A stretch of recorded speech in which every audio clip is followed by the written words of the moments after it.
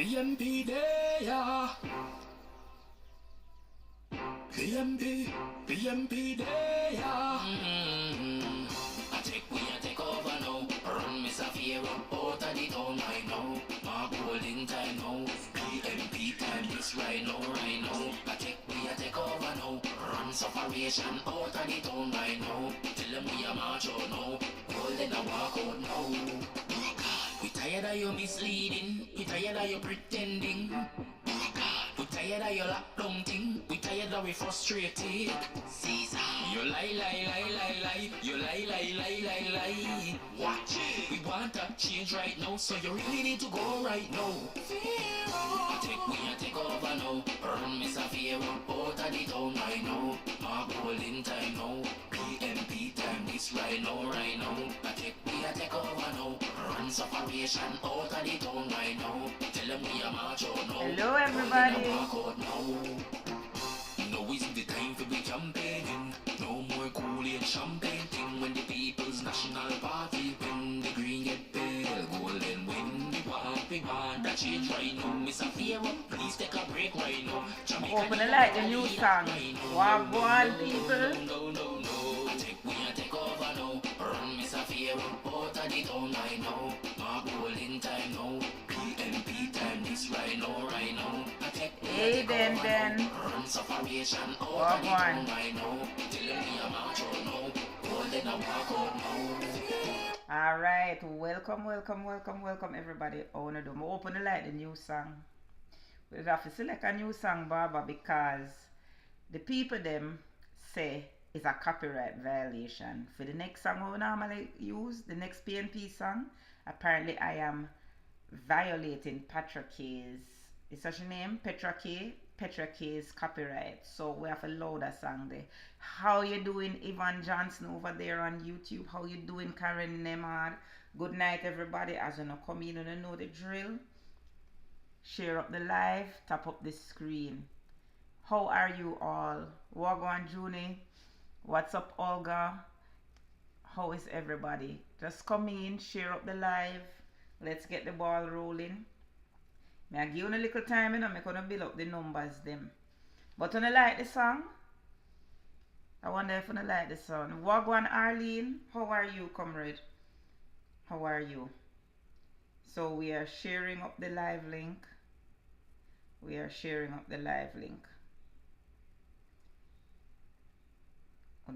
the live link for me. Hey Edward, how are you? Lilith, Judith, how are you? Desmond, how are you?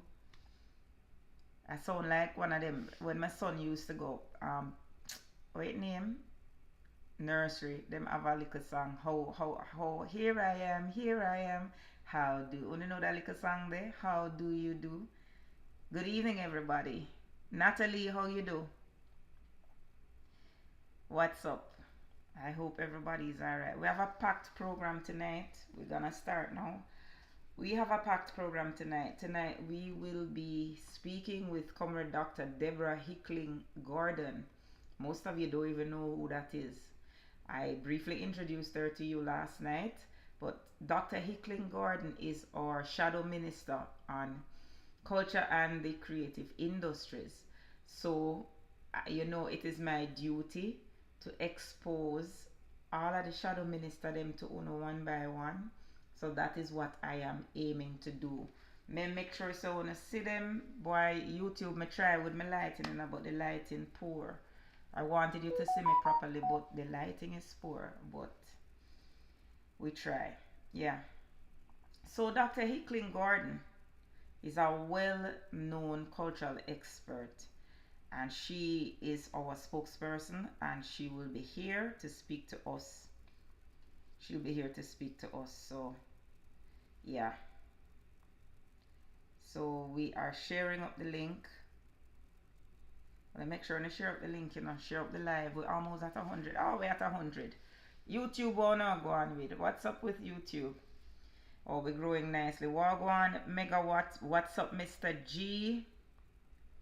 Yeah, man. Welcome everybody. No, you know, last night when I spoke to you all, I told you about the young teacher who is missing. Alright, so today I want to take the time to highlight her. There she is. Let me show you on YouTube. Let me quickly show you on YouTube. Alright, there she is. You know, this is, her name is Julian Oldacre. That's her name. And ironically, she went missing on the same day that the remains of another teacher, Daniel Anglin, was found. And it is so,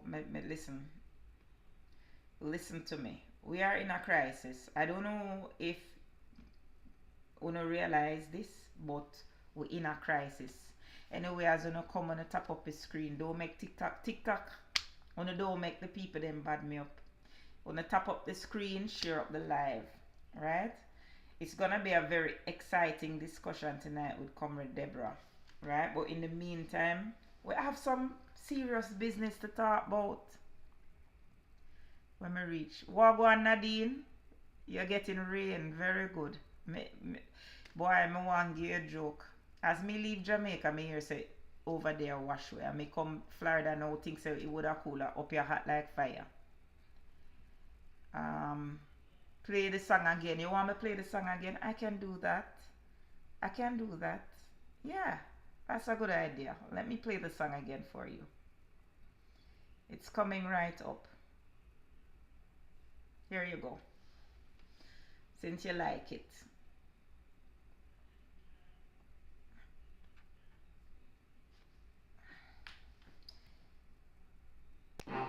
There you go.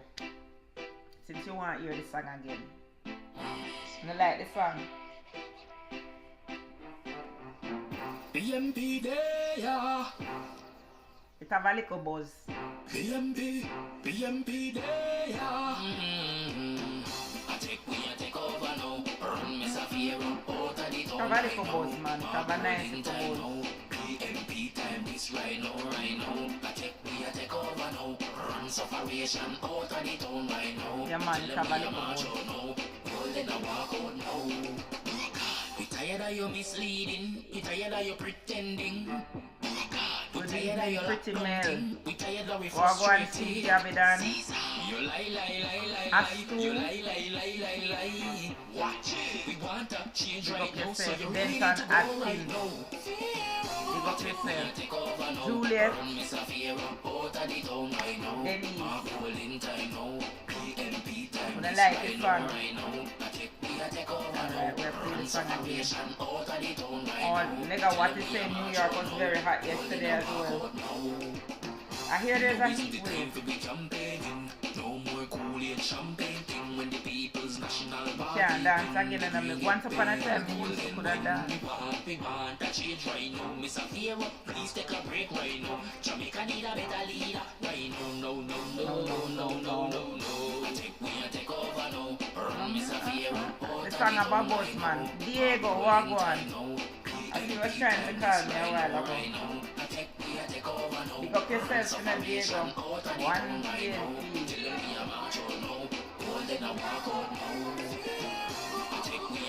Alright, that's the song. I wanted to say, Comrade Leader page, me go see that song there and take it to know. Yeah. Alright, so we're going to get back to the business now. Y'all wanted to hear the song again. I played it for you. We'll go back to the business now.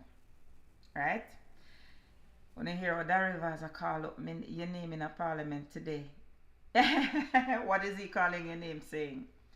Alright, now, as me say now, this young lady is missing. And you know, it's such a cruel thing that she was reported missing on the same day that Daniel Anglin's remains were found. You know? But you see, this government is like them straight out of ideas. Them not have no ideas. Me don't know, something wrong with them. Something is wrong with this administration. You know, we are told time and time again to not politicize crime. But me have a few questions that I want to ask. when you ignore ideas because they come from the opposition, that don't count as politicizing crime. Serious. It's a serious question. Let me turn this more so I can see. It's a serious question I'm asking, comrades. I don't know, feel free to join the discussion. Yes, it is, Denise, that's what I'm saying. It is such a coincidence. It's such a horrible coincidence. And I feel for the family. You know, this girl, Julian Oldacre, she was raised by the state. She was raised in a home for girls, a girls' home, and she still excelled and was able to go to teachers college and become a teacher, graduate with a teaching degree, only for this to reach her. You know, this is, I don't know. I'm the mother of a young lady. I don't know Sundari. Sundari just turned 18. Sundari frequently uses ride share. Frequently. I'm telling you the story about Sundari and InDrive already. Now, you know, the thing about it is so convenient. But as I said to you, this government,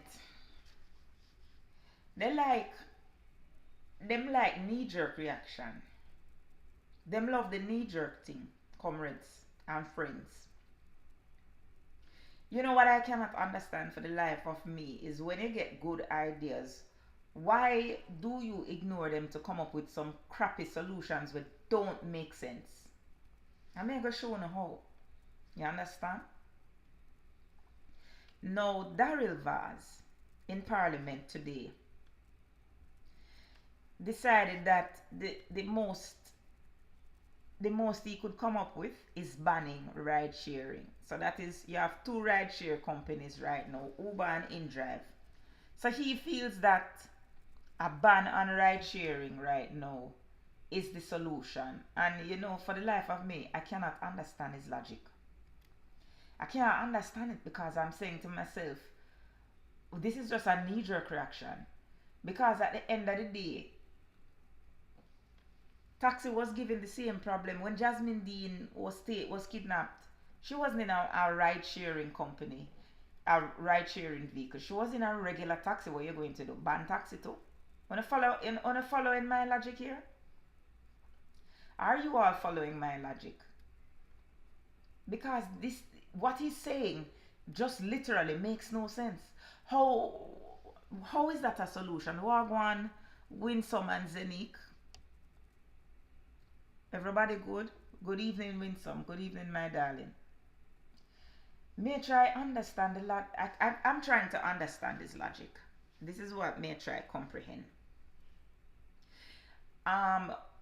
Banning the ride sharing cannot be the solution.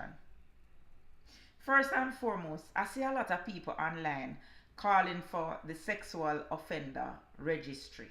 Where that there? Where is the sexual offenders registry? No man, exactly Megawatt and Nadine. Them coming like a band-aid government. With them no think. There is no real solution by them. Because at the end of the day, you have very good InDrive and Uber drivers. Why is it that you're going to allow an entire industry to suffer for the misgivings of one or two? Remember, say them did one time take off the tint them off of the taxi them because the taxi them was giving trouble. So obviously the problem is just that you have sexual predators posing as taxi man, them posing as InDrive and Uber. Some of them pose as busman, some of them pose as security guard. The one where they killed the girl from Patmore never posed as none of those things. He was just offering her a ride. They don't have no knowledge, Portia Henry. It's like them bereft of ideas. They are bereft of real solutions. And this is what hurts me. Because they are so political. They are not thinking about real solutions. They are not thinking about coming together with the opposition. Wagwan Escobar, them not think about coming together Thank you, John McCoy. Well, it's not my song, but big up yourself. Them not think about coming together with the opposition to find meaningful solutions. And let me tell you something. It's not that the opposition don't come with meaningful solutions, you know, because the opposition has come with meaningful solutions. First and foremost, let me show you the solutions that the opposition came with. When we had on Senator Peter Bunting last week, we spoke at length about the Stay Alert app. And the Stay Alert app was developed by the PNP. And it was an app that you downloaded to your phone, whether Android or iPhone, and it had a panic button. Right? It had a panic button, comrades. And that panic button, when activated, would alert the victims. It would alert the victims, whoever they have on it as their contact, so they contact, as well as the police. And along with that, a geotagging feature was available so that the victim could be tracked. So let us say somebody feels that one of these young ladies in an in-drive or a regular taxi or whatever, and them feel like, listen, something is seriously wrong here. All them have to do is press the button on them phone. That button sends out an alert, help, I'm in danger, without so many words. We soon talk about the pepper spray cube there. We'll get in there. I'm talking about the solutions that the PNP has basically tabled, because this was a PNP project. It was actually implemented and working quite well. And when the government changed, the administration changed in 2016, Matthew Samuda, who at that time was the Minister of State in the Ministry of National Security, scrapped the app, claiming say it's ineffective. But the problem is he never replaced it with nothing.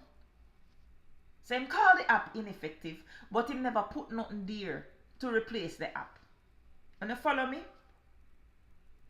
And so a perfectly good solution that I'm sure would have helped a few people. Hey, Sonny Bunny, I'm glad you are here, Sonny. I want you to listen. I want you to stay on this live while I speak. We are discussing the missing people them from the in-drive, right? So you will love take in-drive. You need to park your ass here and listen. I'm happy that you are here. Hi, baby. Okay, so the app now. Hey, baby, the app, they scrap the app. No. Mark Golding, as a regular parliament, no, he was leader of the opposition at the time. Mark Golding, in November 2021, moved a motion. Watch out, may I buy you a car? Girl, we'll cross that bridge when we get to it. Mark Golding moved a motion, right, to legalize pepper spray. And what did this government do? Them ignore it. You understand? Now pepper spray is illegal. Them classify it as a weapon. And so, because they classify it as a weapon, it's basically illegal. Even though pepper spray sell a road, if police see you with it, them can arrest you. Now something that is such a vital tool that can protect so many people is illegal. Yet, thank you, Sonny. Remind them for me. My daughter is reminding on taps and roses. Taps and roses, when you don't make them slow up the live and all of that. You know how the people them stay. Right? So when you give the taps and roses. And of course, I'm speaking about TikTok because there are no taps and roses on YouTube. Alright? May I try change the image over here on YouTube. Right. So as I'm saying to you, what the hell? As I'm saying to you, Mark Golding basically passed. He tabled a bill, tabled the bill to have. He tabled the bill to have this pepper spray legalized. You know, it's been sitting there for 30 months. It's been 30 months. It has literally been 30 months since Mark Golding tabled the bill. Right? and they have totally ignored him. Them ignore him. Why? As I say, they like to politicize crime, and them is the first one to bawl about the politicization of crime, but yet them politicizing it. I love you too, baby. Big up yourself, Maureen, and friendly everybody. So, as I'm saying, comrades, in 2021, the 10th of November 2021, it would have been the 9th because the article above was published the 10th of November. Mark Golding in Parliament moved a bill, tabled a bill to legalize pepper spray. Why? Because young women, our daughters, our sisters, our granddaughters, our wives were being affected. They were being targeted. Who can forget Jasmine Dean? And just because this wasn't, it never, is not a labor right come up with it, the idea, them ignore it. They're not thinking about the practical application of this, Big up yourself, Elaine. They're not thinking about the practicality of making pepper spray legal. Another thing them need to legalize is taser. So women can walk with tasers. Because at the end of the day, if a woman is kidnapped, your man gonna like up the live. Like up the live both on YouTube and TikTok. Like up the live. If a woman is targeted and she has nothing to defend herself because everything where she can defend herself with is illegal, she's a sitting duck. She cannot do anything. There needs to be an education campaign. Wagwan, Comrade Oren, there needs to be an education campaign. We need to get the sexual offenders registry up and running. So these companies that hire these people, instead of trying to close down the entire company. Good night, Sue. Instead of trying to close down the entire company, the companies can vet the individuals who come to them as drivers. That's the sensible thing to do. On the tap up and share the live, comrades. Share the live. I want to ensure that when Comrade Deborah comes on, we have a nice crowd for her. Peppers, exactly, Natalie. Pepper spray and taser. And knowledge. We need to teach our young ladies. Don't travel alone in some of these vehicles. I was telling you the story about Sunny. Sundari, are you still on the live? I hope so. I was telling you the story about her experience with the in-driveway. Carry her go all the way around a Bernard Lodge. And we have to get dark and ignorant on the driver. You understand what I'm saying? Share up the live for me, comrades. Let's get the numbers up and running. YouTube is growing nicely. TikTok wagwan. Me notice from the other day TikTok, no love when me go on late, Me not in the late night thing with the Because it's like when the time I brush all 10 o'clock, me realize that the number them reach all 270, 280. Me not in it, we don't know, Somebody asked me if I'm hungry. No, I just had a salad. I just had a salad for dinner. May I try to lose some weight. May I take my weight in a hand now. Serious. So I had a salad. I had kale and baby spinach and lettuce and me's not Dre, and Dre is half my age. So I don't hop off and me fend about Dre shift because listen, me's a big old man for Dre. So I can't deal with the late night. Right? And then when I wake up in the morning now, I need to get up in the morning to exercise. I don't want my six pack come back. As soon as I make my turn, listen, let me tell you something. I don't even know where my daughter gone. Up to 6 months ago, I well have my six pack and on a note too, because you know me is always a hot girl no matter what age. And let me tell you something. I put on weight and I need to get sleep. I need to eat properly, sleep, and exercise. So I can't keep me up all night, So I need to come on the life early and make we talky things there. Yes, Raquel, but Raquel, you know, because you meet me already, so you know, say I was a proper hot girl. You understand? You want to see me know, Raquel, I'm a big Big, big and brawling. Look on my face. Watch there. Watch there. Watch there. Look there. Anyway, so I am on a diet. Another missing guy was found dead, really twitch. So it's not even women alone we're talking about, you know. It's not even women alone we're talking about. We have to deal with women and young men. There was a twitch, I don't know about the one you're talking about, but there was a taxi man that went missing, right? From Linstead. I don't even know if them find anybody yet. There's this basketballer who was supposed to go away on basketball scholarship, a past student of JC and Calabar that played. He had a promising future. They found his body in Portmore. So we're not just talking about women. We're talking about, thank you, Orin. Thank you, Orin. Thank you. Yeah, man, in a top up. I could try to get to the 100,000 early. More. I want an early night tonight. Listen to me. There is something going on with these in drive, because let me tell you something. There is a theory that some of them are doing, they're doing organ harvesting, and we talked about this already. Big up yourself, you know, Randine. We see you. There is a theory, comrades, that some of these people are victims of organ harvesting, and this is why they are kidnapping people. People going missing, and we can't understand it, Zenique. It's like the baby have you busy. I understand. I hope the baby is okay.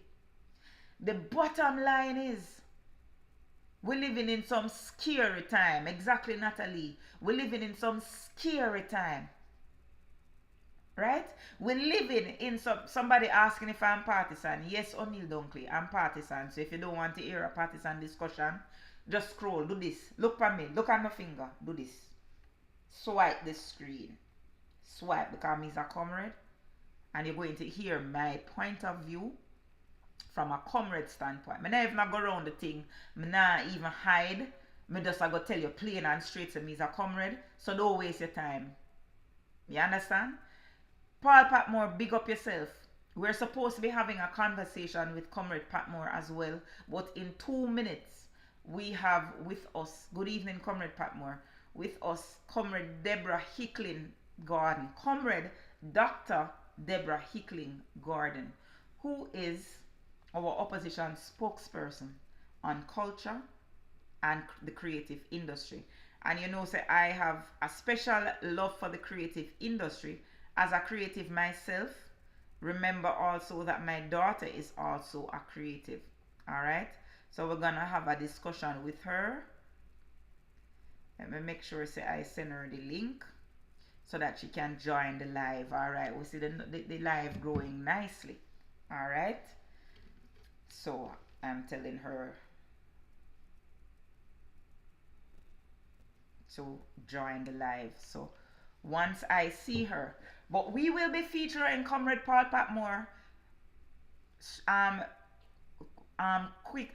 basically right after Comrade Hickling, because we want to have a conversation with Comrade Patmore as well. Since Comrade Patmore turned caretaker for South Trelawney, we haven't really heard from him, and we need to hear from him. It's a good while now we're trying to get this happening. So we're waiting now to be joined by Comrade Hickling. And just to give you some history, Comrade Hickling is Dr. Deborah Hickling, and I mean, she is not well known on the public front, but she has always been a technocrat of the PNP. All right, you're on. She's on. Let me see. I'm not seeing her.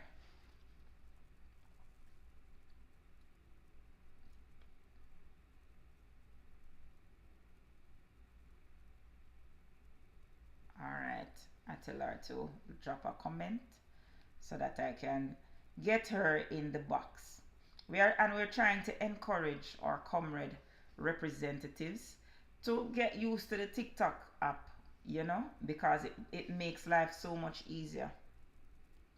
So we're waiting patiently on Comrade Hickling to join us.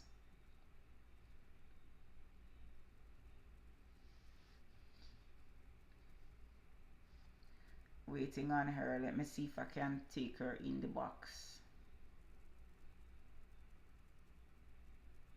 Not seeing her as yet. And I know me have my trusty phone though, you know. And I know me have my trusty phone. Yeah man, TikTok is the way to go. We have to get the reps on TikTok because it is easy for them to, I mean TikTok is so convenient. You understand? Alright. She wants to know where to comment.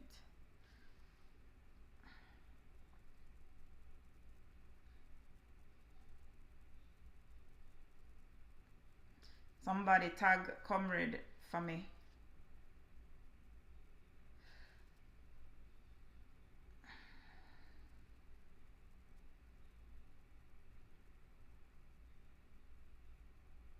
Alright, not to have the dead space, but I am trying to get her on.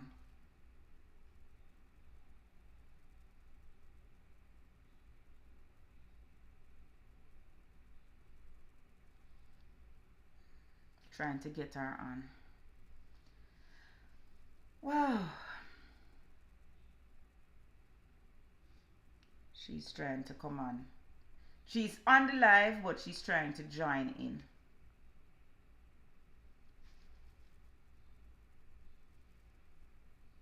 We're trying to get her on. Alright, at the bottom of the screen, you're supposed to see an icon, request. I think it says request to join or something like that. No, not the coin thing. I wonder if it is that she can't come on. Oh no, you can't use your computer. No, you can't use your computer. It has to be with your phone. You have to come on TikTok with your phone. That's why. That's the problem. She's on with her computer. Because she don't have live studio. She has to use her phone because she doesn't have live studio. You have to go live on your laptop, your computer. You have to download the live studio app, and it's really complicated. It's like using one of those broadcaster software. That's why I abandoned it, if you don't notice. So that's why we're not seeing her. Alright, so we are waiting on her patiently to come on so that we can get the thing up and running. But let's continue to talk. What is this thing about host? Anyway. Alright, she's on the phone now. Alright, you're supposed to see something on the bottom that says request to join or something to that nature. Or just type, you're supposed to be able to type a comment.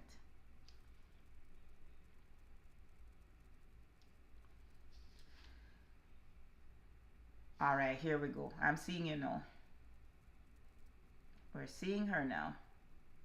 Once you see I send you the invitation, you can just accept the invitation and then we should be good to go.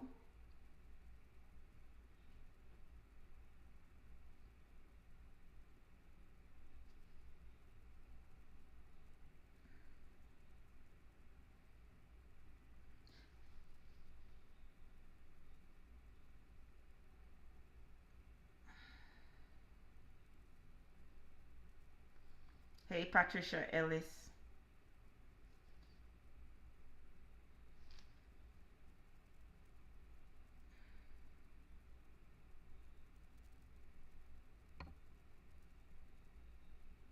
Yeah, man, I send the invite. The invite is sent. I'm just waiting on her to come on.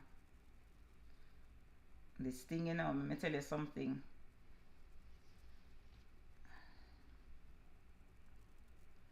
Alright, we're seeing you on, Debbie, but I sent you an invite. You're supposed to see an invitation. If not, look at the bottom. You see a request to join because I sent you an invite. Okay, Richard. Alright. So you're supposed to see it now because I sent it to you already. I'm just waiting on you to come on. She came out and go back in. Yes, I sent you the invitation. All right, here we go. That's it. That is it. All right. I sent you the invitation. All right. All right. We're getting a feedback, so you probably have to shut down the laptop. Are we hearing? I'm hearing myself through your mic. Oh boy. All right. We just have to give her some time. Yeah, you ready now? She pausing me. You're pausing me.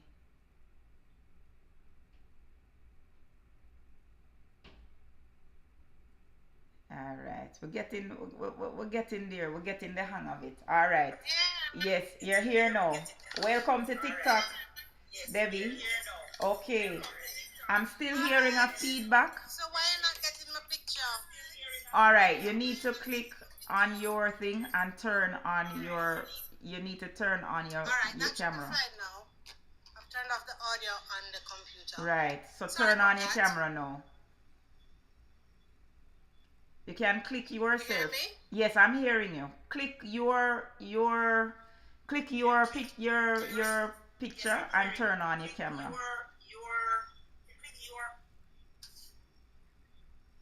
Click mine? Yeah, click yourself and you're supposed to see something come up. Uh-oh. You pause me again. Maybe followers won't allow camera, not sure. Uh-oh. You're back? Yep, I'm here.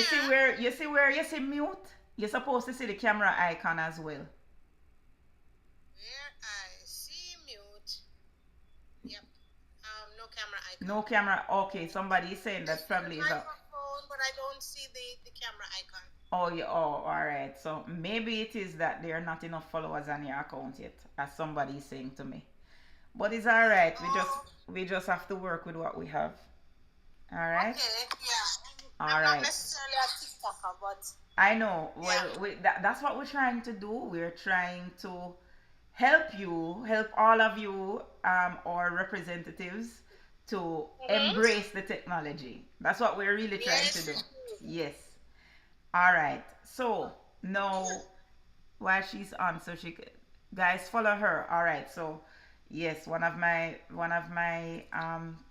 moderators asking people to follow you while you're on so that you can turn on your camera.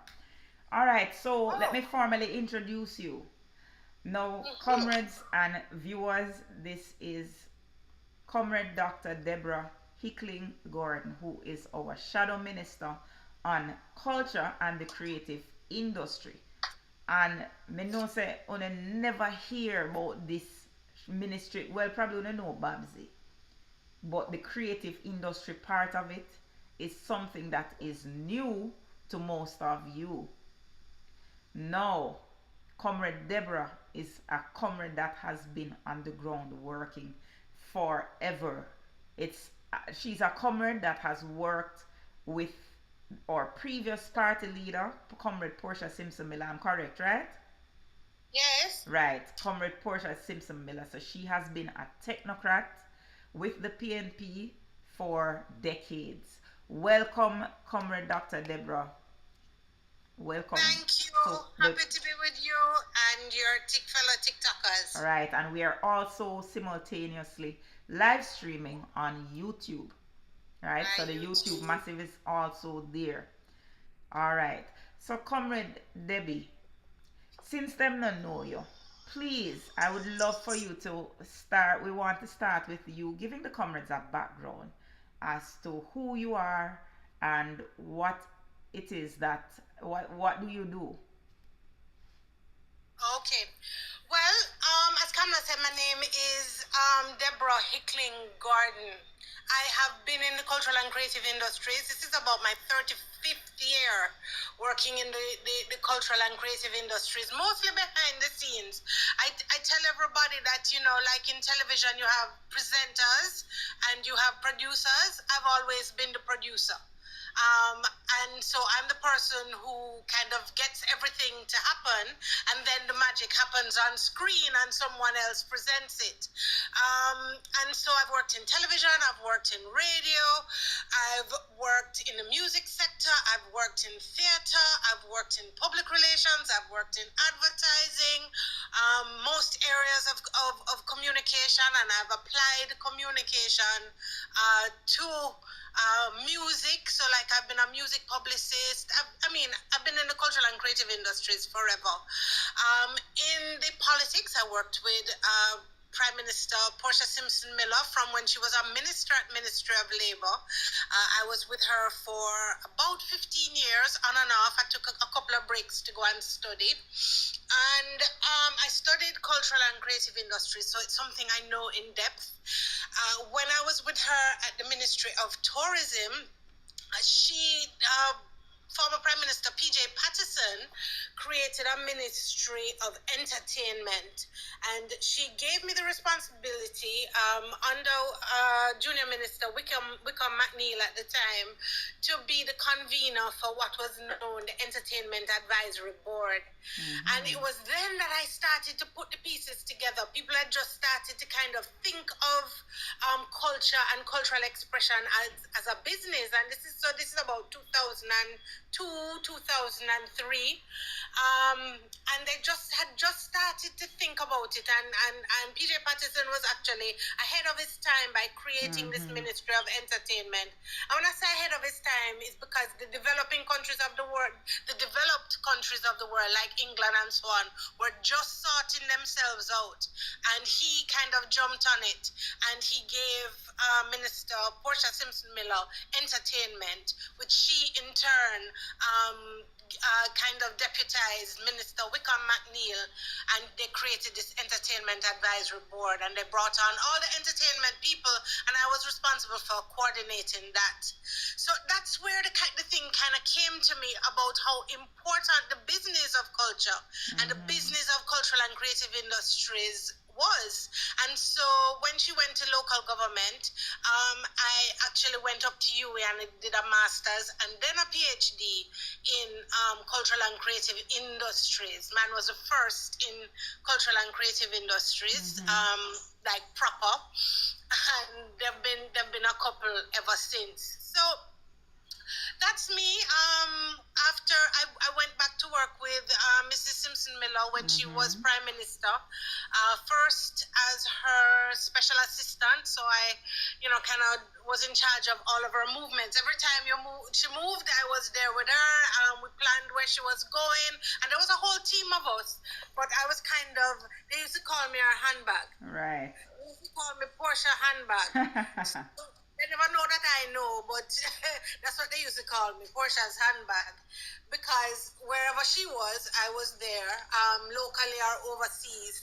And that's another thing. I learned a lot about logistics and planning of logistics, which is a part of the cultural and creative industries.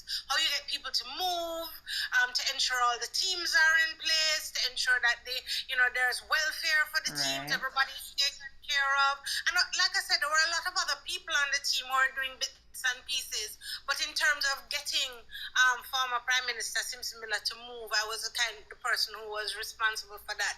And that's creative industries in a way. I was responsible for collating her speeches. She had a huge speech writing team, but really kind of fell to me to put those pieces together. That's also cultural and creative industries. And then when she left, I went up to UWI, and that's what I teach.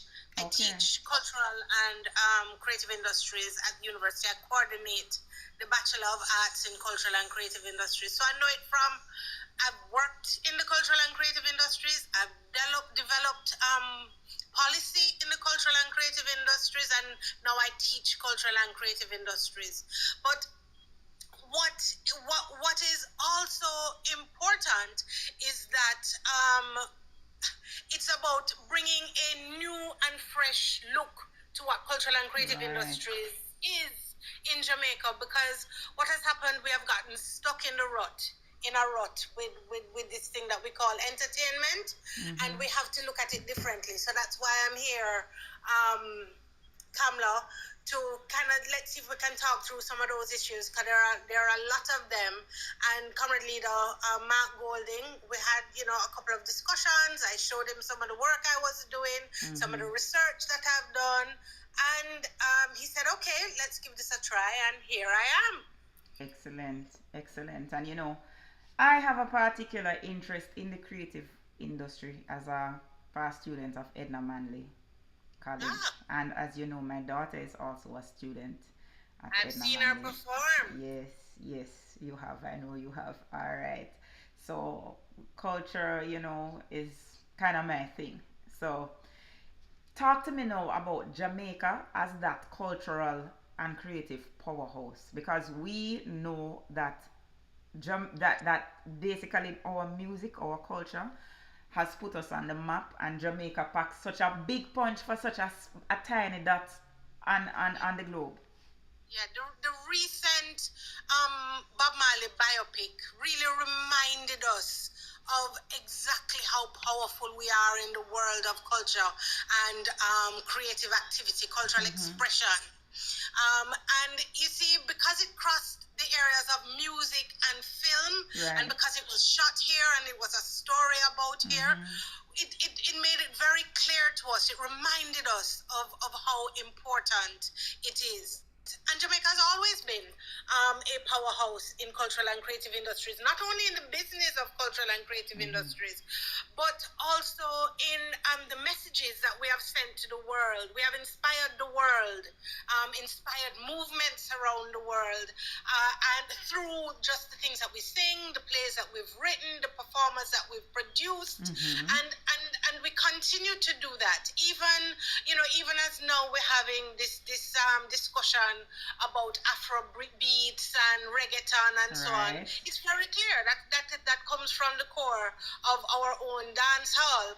So even though we feel that some of the things that are happening in Jamaica are diminishing, we may not be getting the same kind of recognition that we used to, we know that it's our thing at the base of what is still capturing the imagination of the world. So the problem though is that in Jamaica we have only just kind of always, and I'm talking for a long time, and given cultural and creative industries, we've just spoken about it. We've spoken about what we can do or what we should do or what we might do. And there's a lot of prescriptions about what we should do, but we've never kind of worked out how we're gonna do it. Yeah. And that's what this PNP administration, incoming administration, is focused on. How do we do it? There was an examination of all the recommendations that have been made on cultural and creative industries across all the things that have been written and all the things that the people have said, and the people have gone to consultations and people who have been talking about it for years, and there are hundreds of recommendations. It's not like we don't know what to do.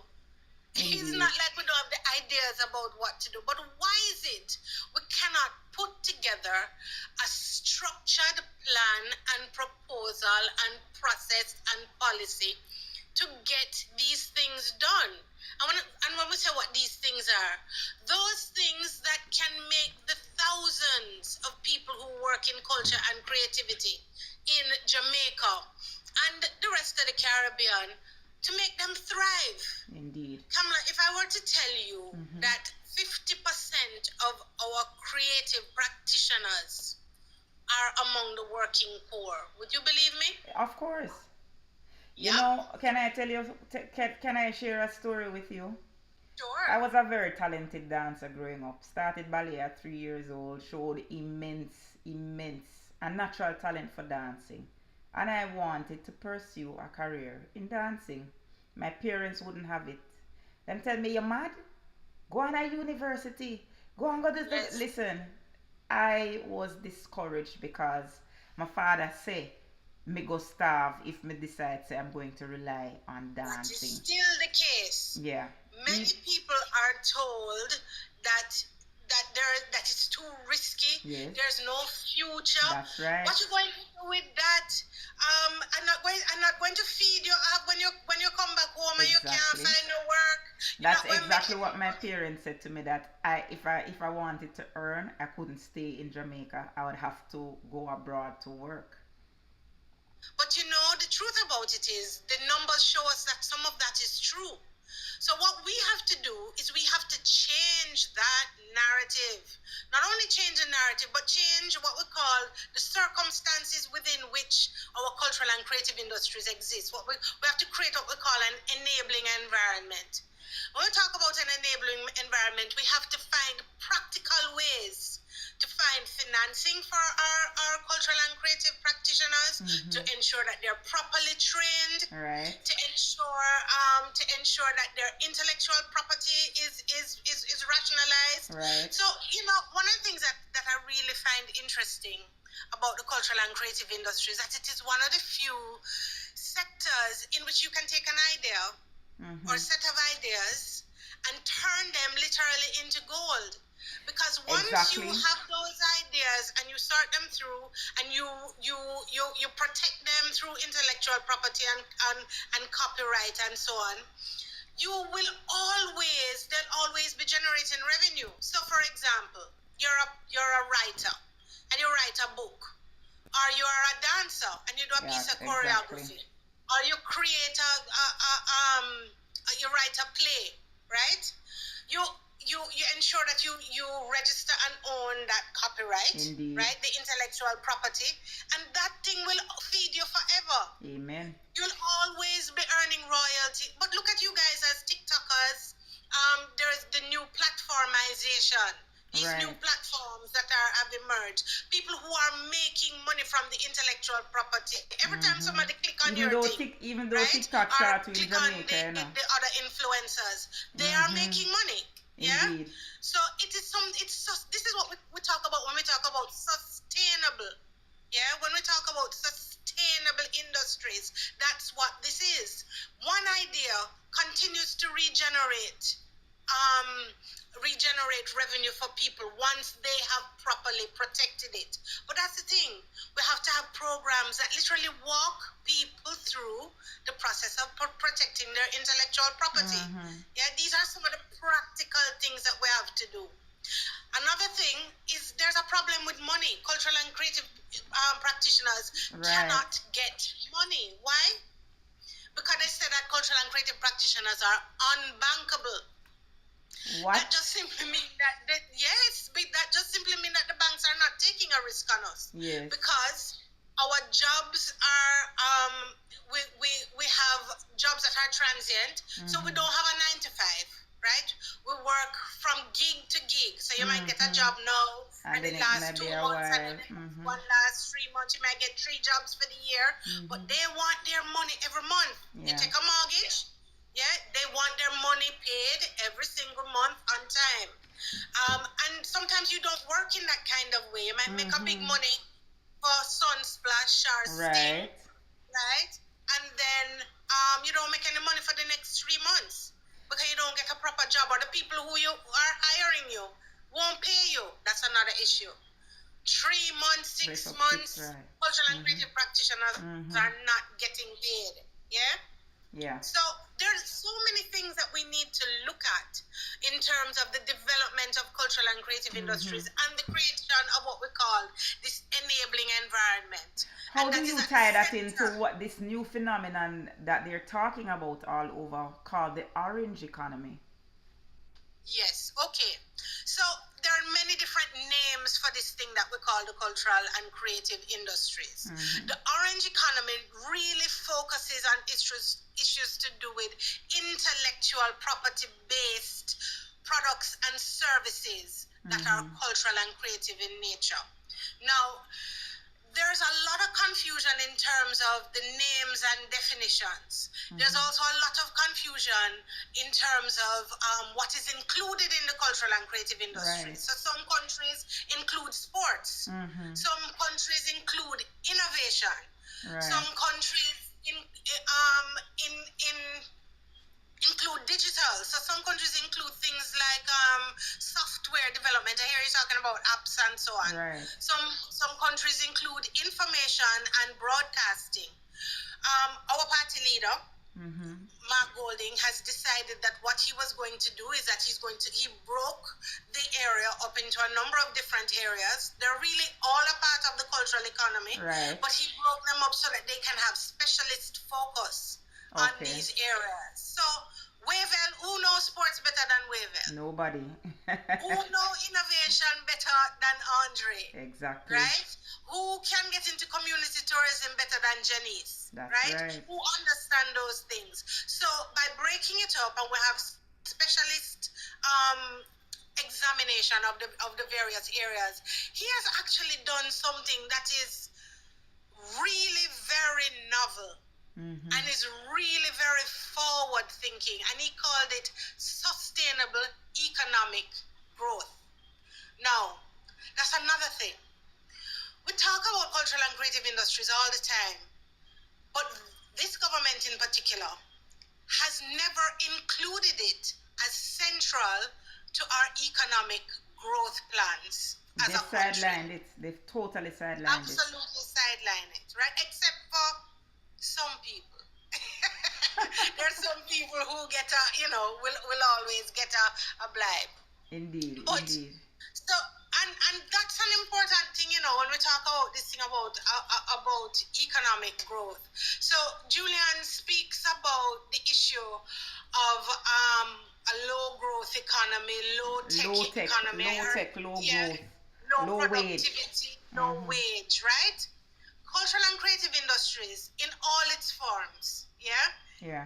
That's the way to move the economy to what party leader calls diversify the economy. That's right. Because many of the traditional industries are not doing as well as they used to, and the cultural and creative industries is the industry that hires the most youth cohort, the youngest cohort of workers in the world. Indeed. Right? So it's forward thinking by its very, very, very nature.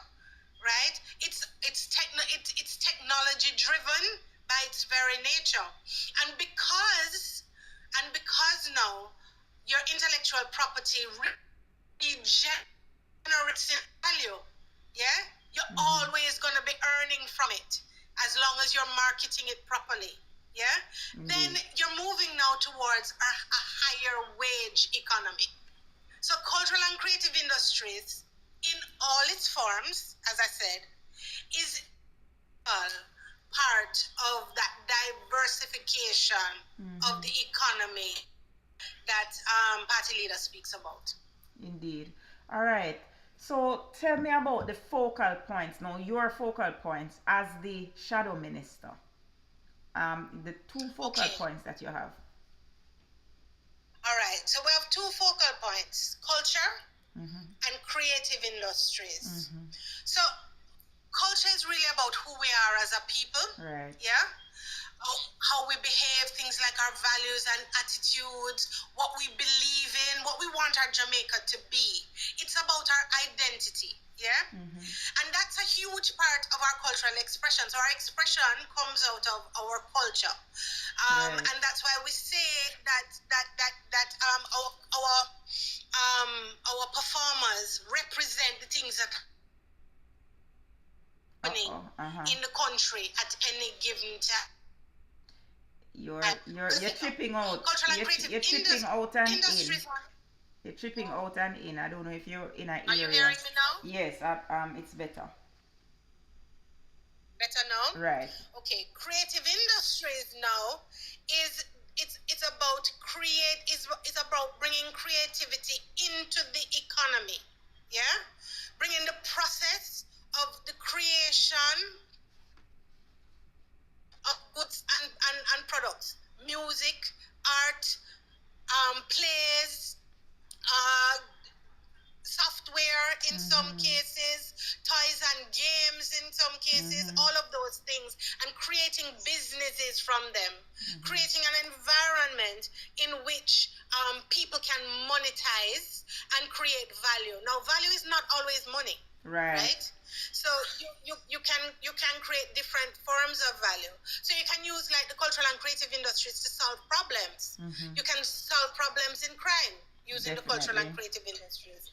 solve problems Because in apps, education. the creation of apps, that's a part of the That's cultural a and part of creative. it. You can use when you see Nikisha put out information, public Right. information. Here, comrade Nikisha. That's a part of the process, you know. That's and when she creates a video that everybody gets excited about. When comrade Tara does her little drops, the music drops Right. and so on. Those things are used to provide information for people. So that helps with what we call sustainable development, the development of the country. But there's also the economic side that I spoke about earlier, which is about the creation of goods and services. But here's a problem now. The government has been speaking in the last 5 or 6 years about creating industries. Yeah, and we've been talking about the issues of creating industries, and they want the various cultural and creative industries to industrialize themselves. But Right. they haven't been doing the things that are required to create industries. So, for example, if we don't know what is included in the cultural and creative industries, then how are we going to create a plan and an economy? How do we Indeed. know what is included? How do we, if they haven't created a structure? Yeah? If they haven't created the statistics, if they haven't invested in getting the statistics that are necessary to tell us what our contribution to GDP is, and they've been doing that for the past 8 years and still can't get it right, yeah, then that is a part of the process of industrialization. So they're leaving it to the market, but there are many things that need to be done by the government that only the government can do. Indeed. Government can only government can negotiate trade relations, for example. Right. So if we want our artists to go to Europe, then the Ministry of Foreign Affairs has to negotiate with the European Union issues to do with visas. Definitely. Right? So there's a whole set of negotiations that are continuously taking place. But there's also the issue, and I was having a discussion with a group just today about making films. Why is it that people can come here and make films about us? Exactly. Why aren't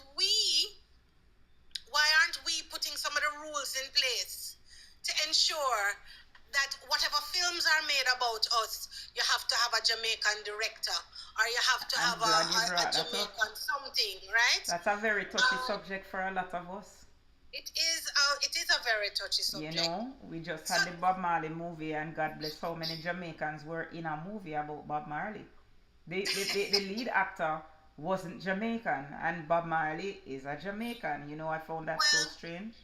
Let me tell you, that one is a very complex issue. And you have to remember too that cultural and creative industries are businesses, especially for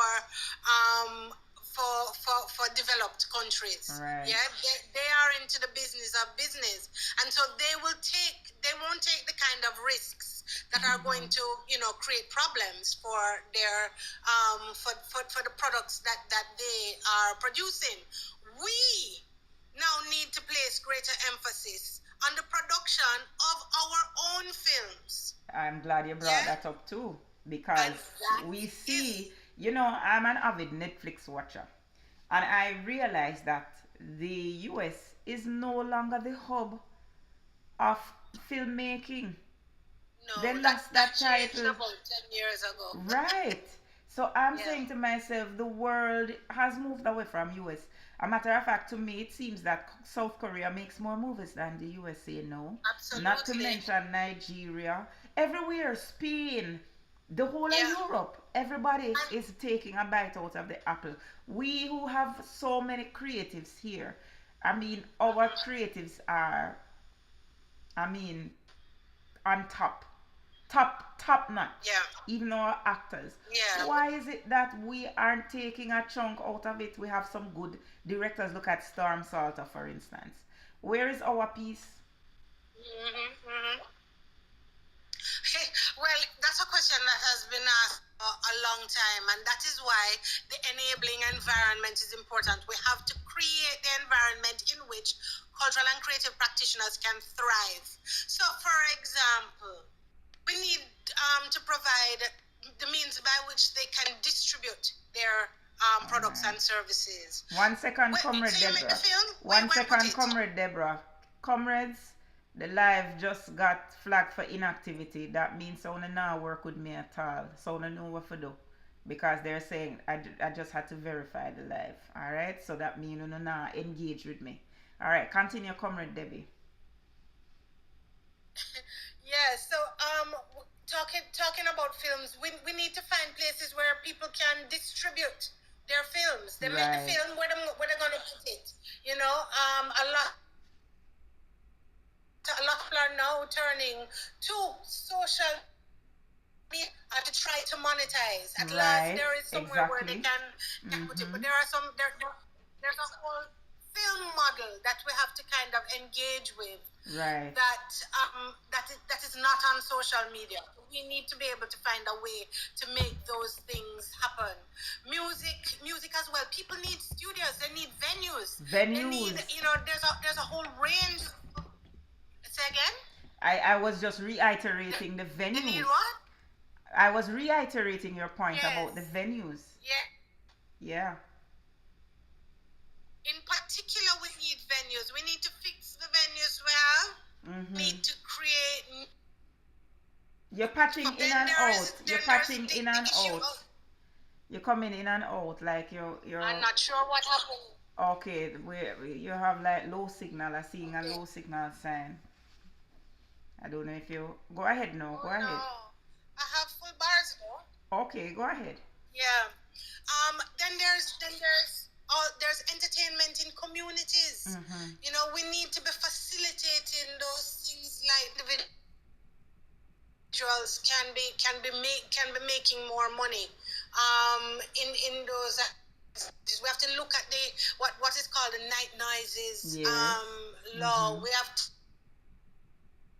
In and out again. he says we need zones, and he's perfectly correct, and he's come up with many of those plans.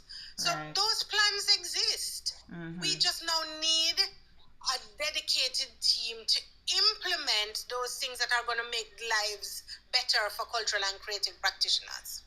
No, Comrade Leader Mark Golding has a model in his constituency, the Trenchtown model. What plans would you have to expand that model to other communities that basically could learn from what he has done? And not just him, but the residents of Trenchtown have created this model, this cultural model around the life and work of Bob Marley. Do you see where we could actually copy this model for other areas in Jamaica?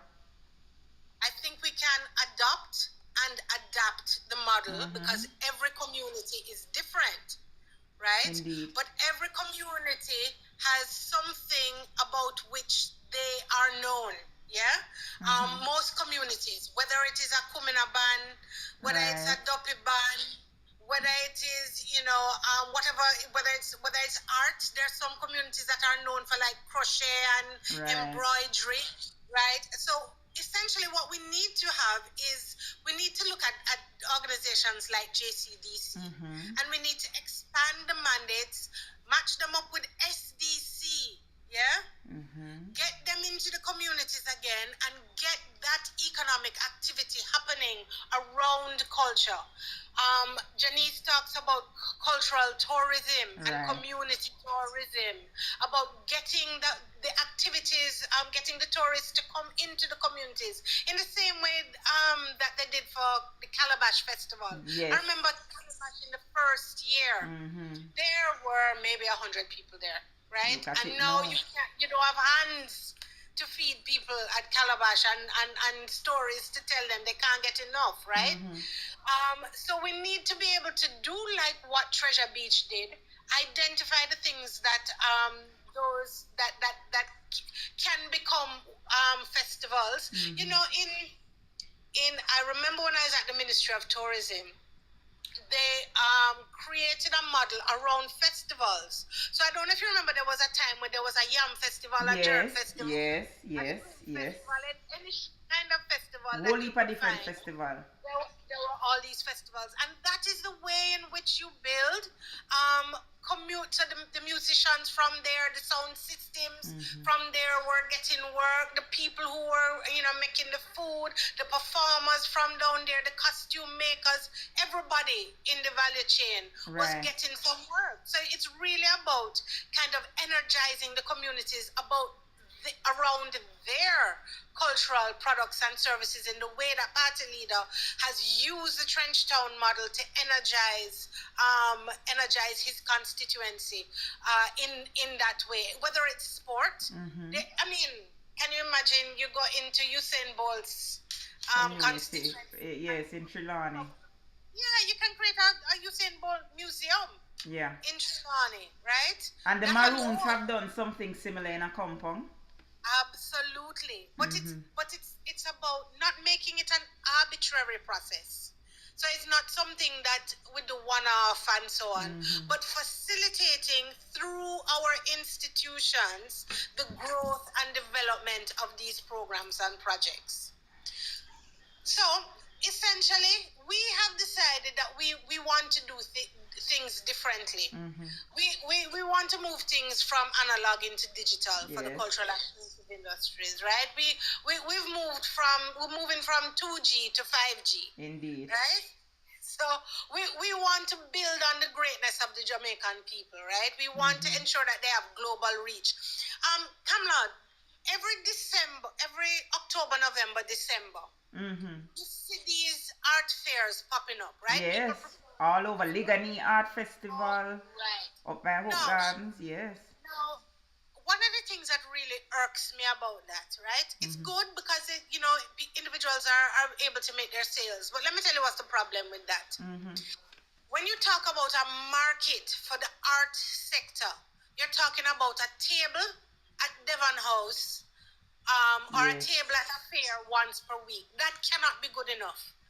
We have to create markets that are sustainable, domestic, and international. Indeed. We have to create ways in which people can market their art and artisanship across the world. I just come in from Cuba. Right. How was that? That was remarkable. I spent a year there. They were able to show us some of the areas in which they have art markets. Right. The Central. streets, they have streets, complete streets. Absolutely. And the artisans are always there. So it's not just one craft Exactly. market. There are districts. Yes. And there's music everywhere. How do we have Everywhere. a creative city of music? And you're battling to find live music in Kingston. You can't find it at Where all. would you go to find live music if you wanted to hear a live band? Well, I don't know. That is the thing, and I wonder. A lot of times I worry about our musicians. I realize that to earn, they have to basically go on tour outside of Jamaica because we don't have anywhere for music to be played. And on top of that, our artists, when they try to stage these shows, the police target them. Not only the police target them, the costs. Yeah. That are the attendant costs, and they don't have the appropriate venues. So Right. every time you do a show, you have to be bringing in millions of dollars of equipment. Yeah, there's no set place where you have your lighting rig, you have Right. your sound there, you have all the elements there, and you just kind of bring in the fancy elements that you want, right? Yeah.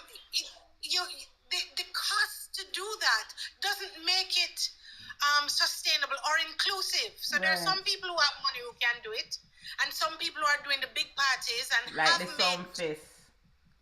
Yeah, well, I'm not calling any And names. I'm everything just- tends to be pumped into those big expensive shows. You say it, I never say it. No, but it's the truth, and we have to talk about it because sometimes the tourists come here. Now, I just want to share my example. in the early 2000s when dancehall was thriving, when I was a student of Edna Manley, we had street dances, Passa Passa, Ready Yes. Ready Wednesday, up by Uptown Mondays. Every night there was a different street dance, and Yeah. tourists used to flock to Jamaica to partake in that. A lot of these street dances, you find that a lot of tourists wanted to see the authentic Jamaica. Every Absolutely. community had a street dance, and you'd hear about them and you just dance hop. You understand? Yeah. We Yeah. don't see You that go happening Monday, you go anymore. Tuesday, you go Wednesday, you go I Thursday. telling you, Yeah. my parents used to cuss me off because my mother was like, every night you left a picnic with you about you got. But I was a student, so I tell them, say this, listen, I'm a student. Research. Research. Research. Research.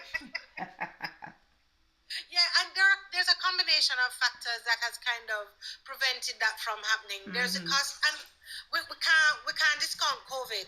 Yes, COVID, COVID was it took a big hit because of COVID. yeah. Entertainment in kind of total took a big hit out, and there are people who are still recovering, Right. still who people who are still at subsistence level. Mm-hmm. Yeah, they've not been able to recover since then.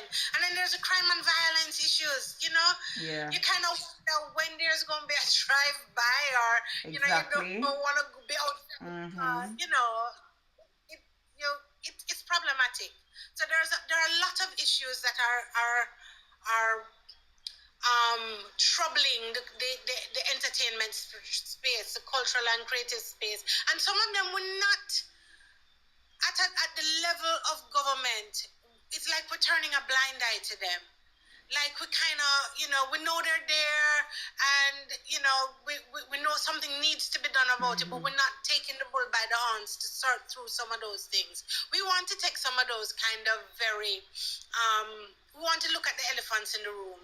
All right. And I have a question now about yeah, how this government is treating Edna Manley College. No, my daughter is currently a student there, and I tell you that when I see Edna now compared to where it was in terms of even the enrollment, the number of students enrolled, I am flabbergasted. yeah, You understand?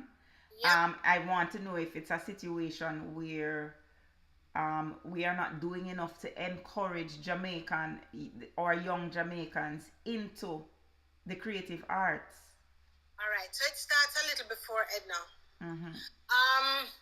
I agree with you completely about Edna Manley. Right. Edna Manley, first of all, is the remit of the Ministry of Education, Right. and not the Ministry of Culture. Mm-hmm.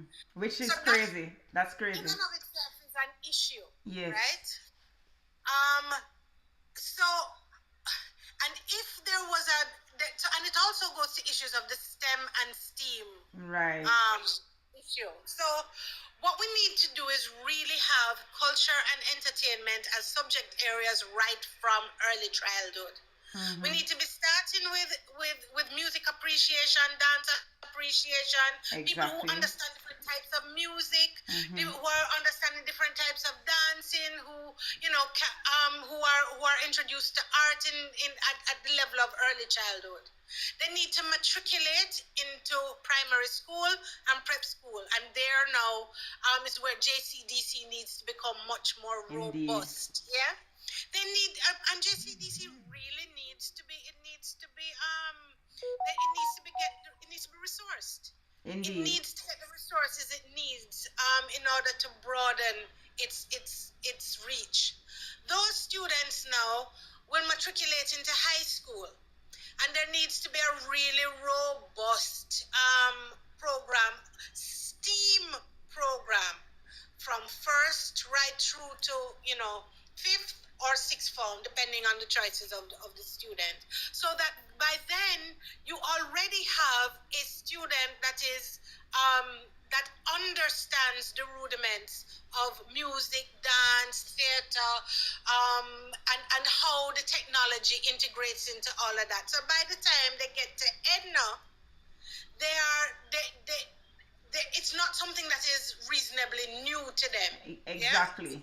I'm glad you bring that up you're because a lot of the students at Edna Manley came to Edna Manley as accomplished dancers who performed yeah. at JCDC. I mean, we always used to say when the students come from Arden High or St. Jago High, we know so them well talent. You could see the talent because those schools used to to feed Edna Manley with a lot of dancers. You know, But we're you not see, seeing so much of that anymore. the issue is though that there are some schools that are focused in that way, and Mm-hmm. those schools usually do it as extracurricular activities, and those schools are usually financed privately. Right. It's not an entrenchment of artistic understanding right through the school as you would a STEAM curriculum. Right. The government is unclear right at the moment. It's very wishy-washy whether they're focusing on STEM or focusing on And STEAM. STEAM. Every time you hear the announcement, it's a different That is true. perspective. So it's STEAM school and 6 STEM schools, and then the next announcement is something else. That's because enough care is not being taken to examine these issues, and this is the issue that matriculates all the way up to Edna Manley. Right. And I don't think that Edna Manley is getting the due that it deserves. I don't think so I don't either. think it is appropriately resourced. Mm-hmm. But I also want to say that at the moment we have the most training in Jamaica than we have ever had before for cultural and creative industries because of the plans that had been made in 2015. That's when those programs were being developed. Yeah. Okay. And earlier. So, but where are the students going? What are the jobs at the end of the day? So students are not taking the courses I because want to tell you, say, the students when me go school with, you know, I want to tell you, say, them all over the world are tour, you know. So I used to say that's why, and that is one of the reasons why I pushed my daughter all the way, because I didn't, going to Edna Manley for me personally was a second coming, because I did what my parents wanted me to do, and then I funded myself as a mature student through School of Dance. And right. those who went to school with me, I see them excelling. So there is this girl on YouTube, TikTok, Instagram, who calls herself Chris Corio. She has like over 500,000 followers on Instagram, almost 1 million followers on. See, Twitch is saying that Rebel is in New York right now. She's a dancer. She has five. Well, she have all over 700,000 followers on YouTube, which is revenue she's earning, by the way, because you're going to convert that into revenue now when people watch her videos. And she teaches dancing on these platforms.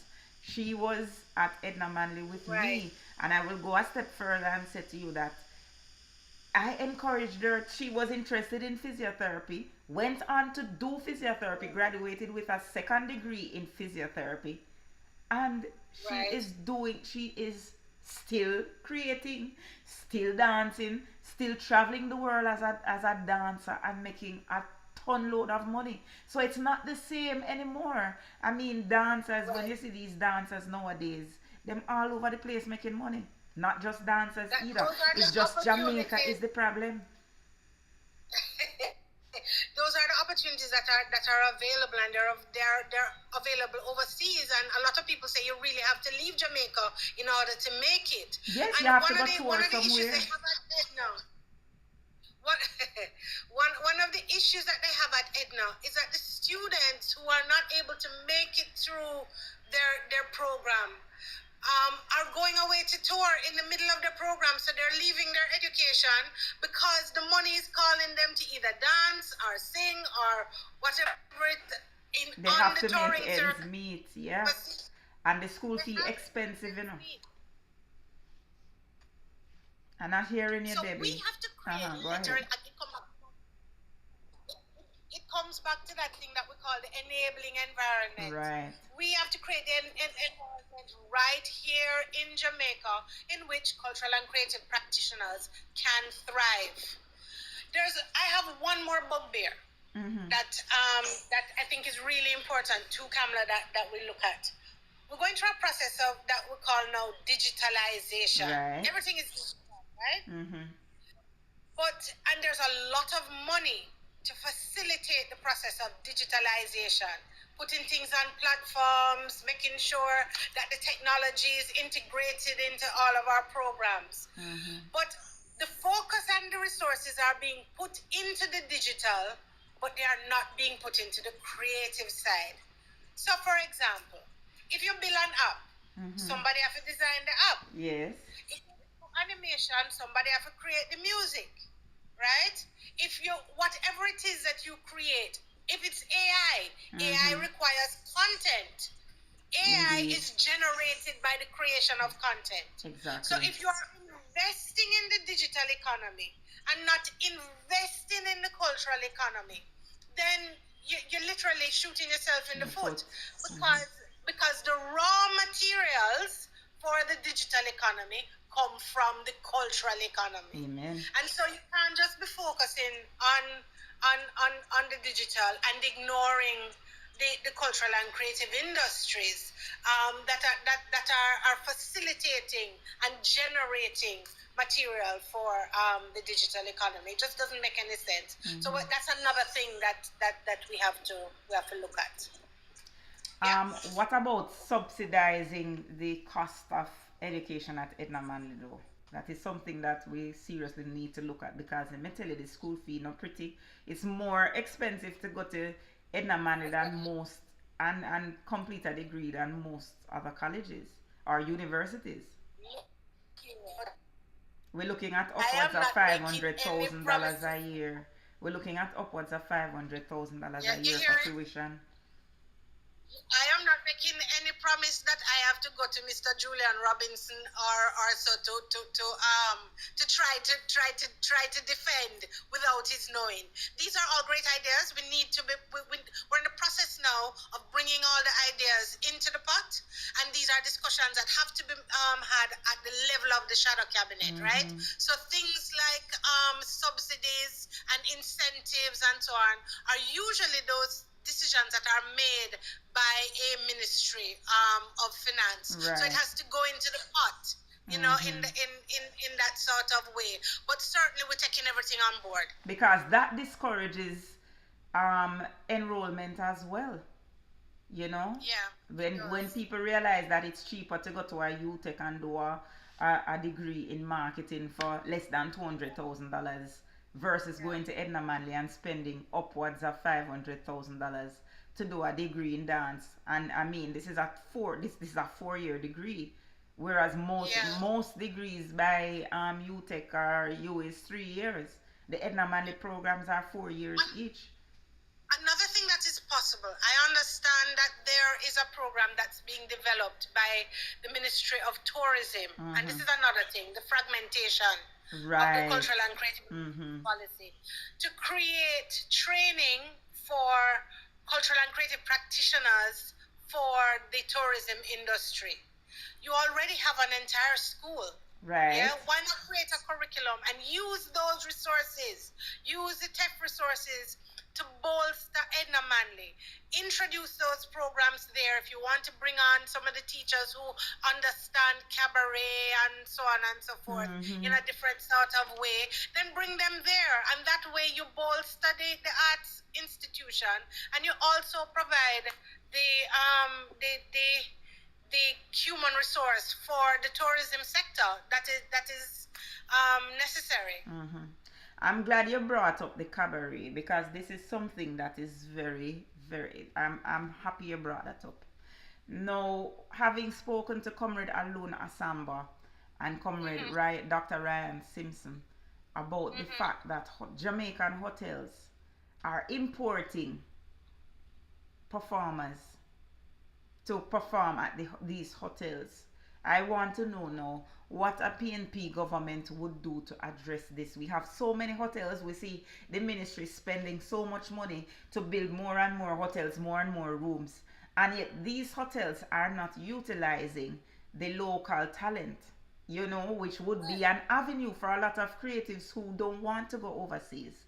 So what would you implement to Right. I'm Go glad you ahead. asked that question. Mm-hmm. I'm glad you asked that question, Mm-hmm. Kamla.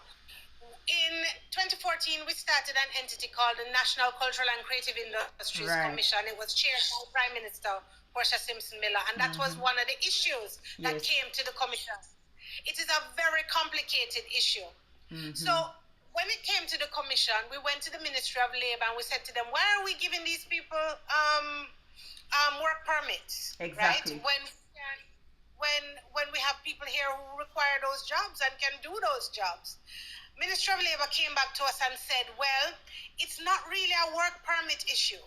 We give work permits based on the trade agreements that are made that are either bilateral or regional. So when we have dancers coming from the Dominican Republic, for example, or Cuba, right? Let's say that's where they're coming from. Yep.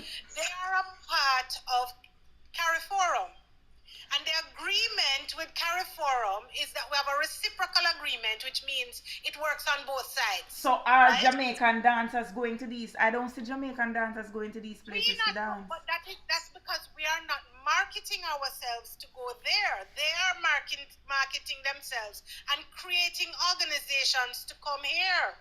And in some cases, the hotels are telling us that the organizations that they are creating, they create companies, they find places and they house the people, and the hotels are telling us that A, they're more efficient, I disagree. They cost less. That's what the hotels are telling us. Because listen, I have been to Carrie Festa, right, with my daughter who has performed several times. And Jamaican dancers, and this is now the Caribbean Festival of Arts, and the Jamaican dancers are far superior to the dancers from these other islands. I mean, I've seen them. As a matter of fact, Jamaican dance companies are far more organized than any of these dance companies from all of these countries. When you talk about an NDTC, a Lacadco, an Ashi, for instance, we are far more advanced. I've worked in the hotel sector. I've been an entertainment manager at hotels. And remember now, when the hotels are hiring dancers and so on, they're not hiring at the level of an NDTC. They're not hiring at the level of a Lacadco. But you have small companies that are out there struggling. They are hiring at the level of these small cabaret shows that are put together. But you see, the thing is, it come back to that thing that I call the enabling environment. That is right. We need to create an environment in which our dancers can organize themselves and offer themselves at the level of proficiency, at the level of economic level in terms of their price and so on, that the hotels say that they're getting from these imported organizations. Either that, or we need to gather the political will. I think that's more the problem. It's the political will. Go to CARIFORUM and say, in the same way that Antigua said, well, we don't know about this thing about taking everybody, people, the opening up of the borders that happened in March this year. We can go and negotiate and say, well, we have an issue with this, but then that's seen as protectionism and that we're protecting our markets. So it's complicated. That's what I'm saying. But we need to face it. My father always used to tell me, nothing is impossible. It can fix. Everything can fix. And so we need, again, not to be hiding from the issues. We need to not be pretending that they don't exist. We need to be dealing on an equitable basis with cultural and creative practitioners across disciplines. Cultural and creative industries is not just music. Cultural and creative industries is not just film. There are 20 I'm glad you're right. Let's discuss those 20. All right. So we did some research the other day, and what we decided is that in order to organize the cultural and creative industries, you have to look at everything that is offered as cultural and creative industries. Among them are architecture, artisanship. So those people who are who might do like the craft on the windows and Right. Yes. audiovisual. Now the audiovisual subsector is made up of television, radio, all screen areas, animation, etc. That's a huge one. Yes. Culinary is another one. That's another big one. Exactly. And we have the best chefs here. Craft, which is different from artisanship, right? But you can put them together if you wish. Right. Now, there's one sector that we don't pay enough attention to, but actually it's the part of everything cultural and creative. Design. Design is in music, design is in art, design is in dance. You need a stage designer, you need a set designer, you need a costume designer. Exactly. You need all sorts of designers right across the board. So that's an area that we really need, and it is a huge economic area. Then there's digital. That's included also in software design, all of the areas that we spoke about. Festivals, events, entertainment, and production is another subsector. Fashion. Then there is folk and faith-based. So you have where you have the Kumina groups, you have the Dinky Mini groups, you have all those things that are heritage-based, museums, and so on. Heritage, cultural, and creative tourism. We spoke about that already. Community tourism, community culture. Integrated marketing communication. So we're talking about public relations, advertising, promotion, all of these entertainment management, all of that. All of those things. No. Entertainment management comes under a new area that is called intermediaries. Oh. Intermediaries are the lawyers, the managers, the booking agents. There is a whole subsector of people who are providing those services. Yeah? And they are making a lot of money. They are making foreign exchange because they are booking internationally. They are managing people. Those are the business managers and the financial managers and those people who support the artist. Yeah? That is a subsector all of its own. Music is a subsector that has the recording industry, it has the performance industry, it has the publishing industry. All of those are separate industries within the music subsector. Visual arts has painting, it has ceramics, it has muralists, it has all sculptors, etc. Performing arts has theater, dance, mime, etc. Right? Yes. Publishing has a whole that publishing is actually the largest economic subsector for cultural and creative industries in Jamaica. You didn't know that? Nope. Yep.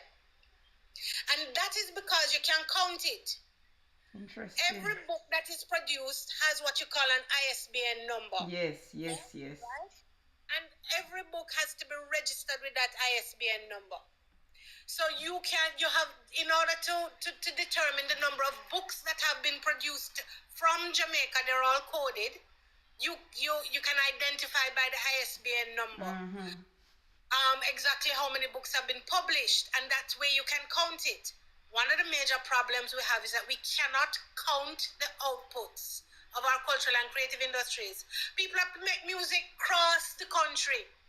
Every studio put out tune, everybody in their backyard putting out beats. But are we able to count that output?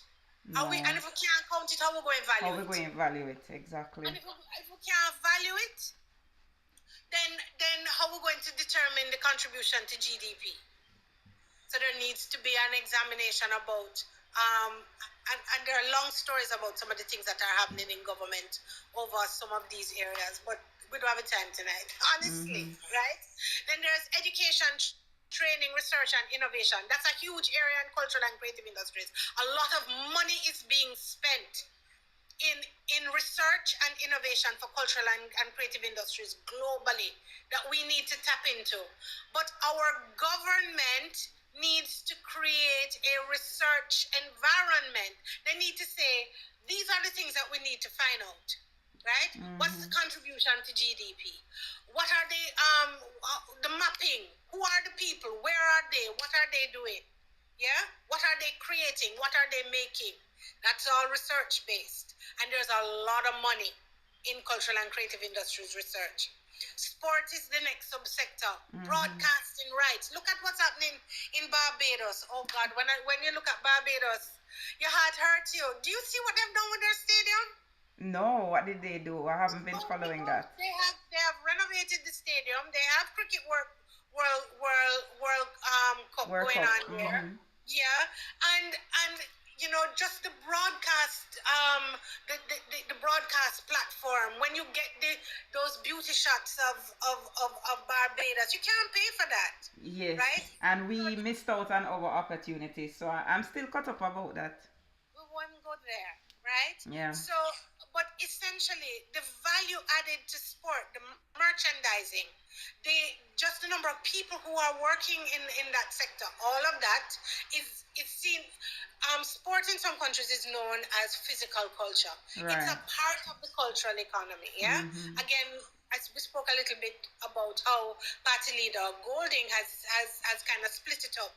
So we can have focal areas, but it's a part of what we call the cultural economy. And the last one is toys and games.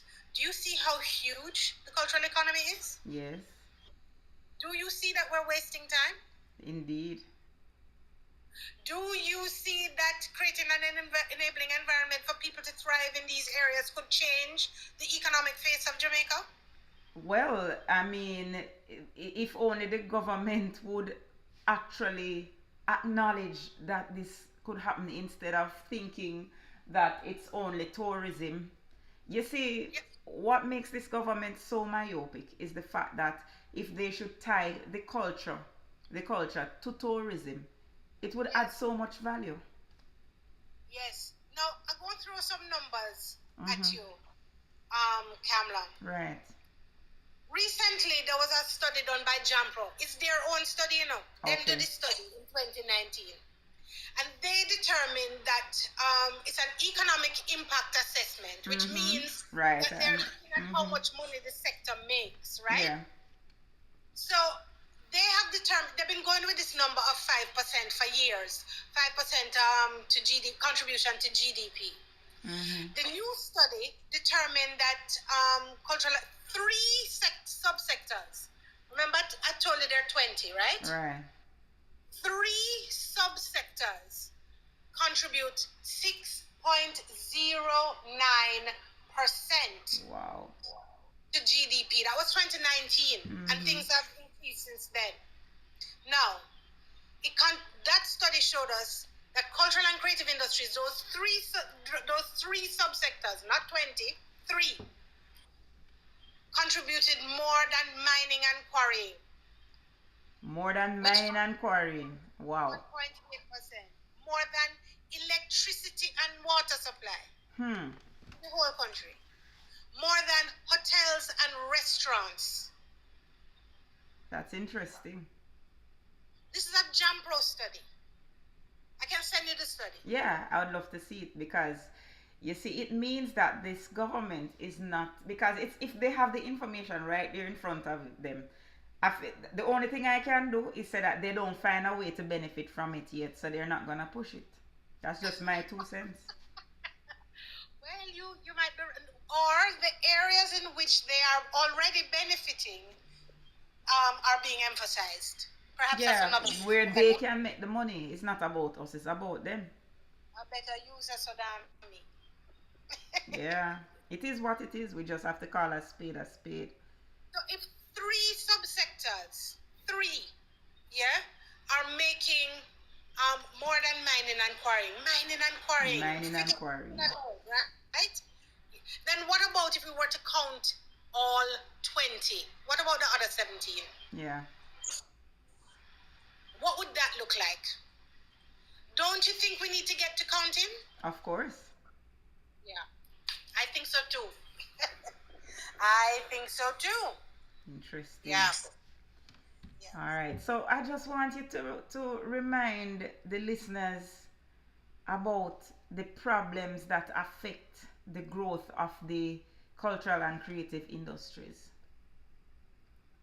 Oh my goodness. you have till like tomorrow morning? Is that many?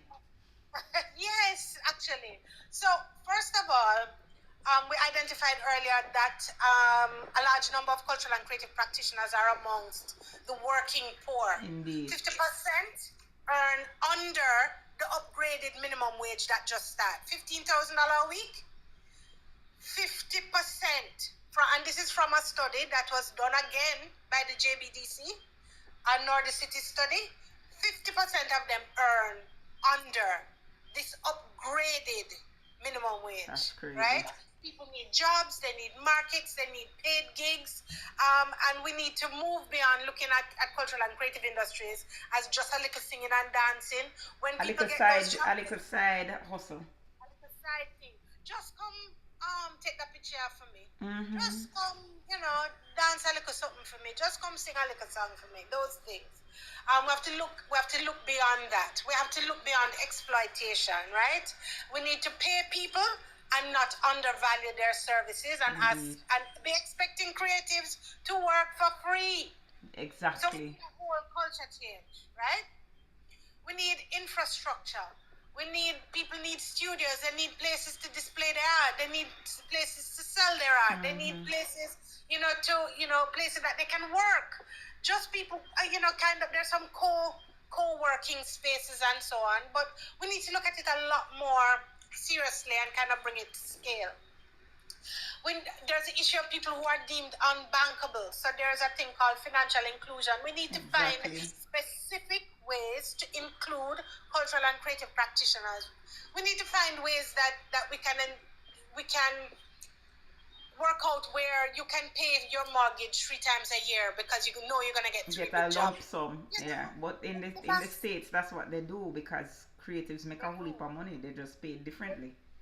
Yeah, they create instruments that cultural and creative practitioners can access.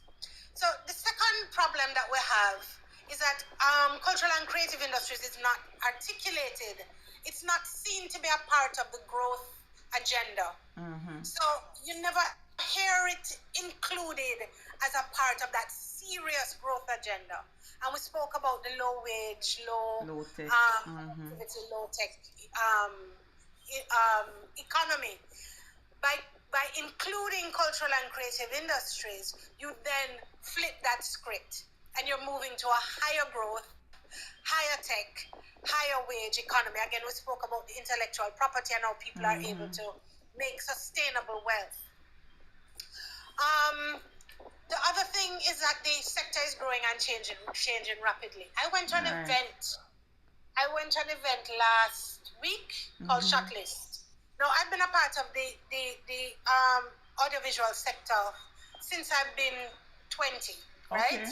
Mm-hmm. I used to work at the old JBC. I did television production. I've been president of Women in Film. All of those things. I've done all those things. And I went to this event. Haven't been for a long time.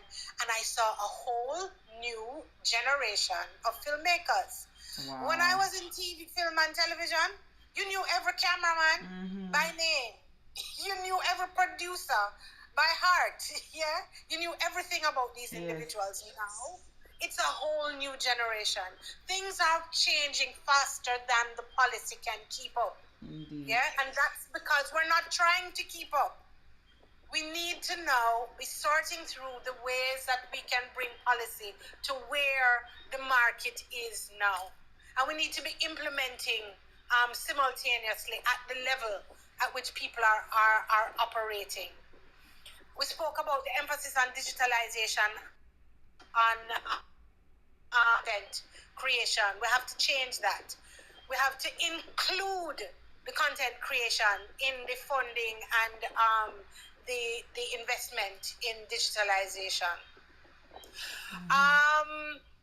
We also have to change the fact that there is no Kamla. Yeah. Kamla. There is no overarching plan or policy framework for the cultural and creative industries. But there's a minister, so she doesn't have a plan. If there's no overarching policy or framework, that means the minister don't have a business plan.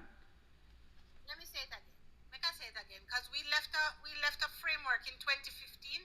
That framework was updated in 2017 and again in 2019. Legislation was proposed in 2021. And in 2024, I anticipate it's going to drop this year because we kind of been putting a little pressure on them, Kamla. We've been saying it over and over and over again, but I'm going to say it When again. you hear that, comrades, Babsy don't have a plan in our ministry. Then we wonder why it is that everything falling down. Not just, well, you have just said that sports is a part of culture and creative, the culture and creative industry, because she's failing at everything. She's failing at everything, literally. It's been in progress for 8 years. Wow. And they started with a framework. I left a framework through the National Cultural and Creative Industries Commission. It's been there. Lisa. So why won't they use it? Did a lot towards that. Right. As well. I'm wondering why it is that entertainment did a lot of work towards that. I'm just trying to. More than enough information reports have been put together in the last 8 years. I'm just wondering why it is that they haven't even utilized the plan that we have or left there. Yeah, well, maybe they're going to say it wasn't good enough, but something. So we still have 12 ministries that interface with cultural and creative industries policy. 6 primary ministries and 6 secondary ministries. There's no sector structure. They say that they're working, so they say that it's joined up governance, but very often, you know, I work in the sector, so I see how it works. Right. And very often it's not very joined up.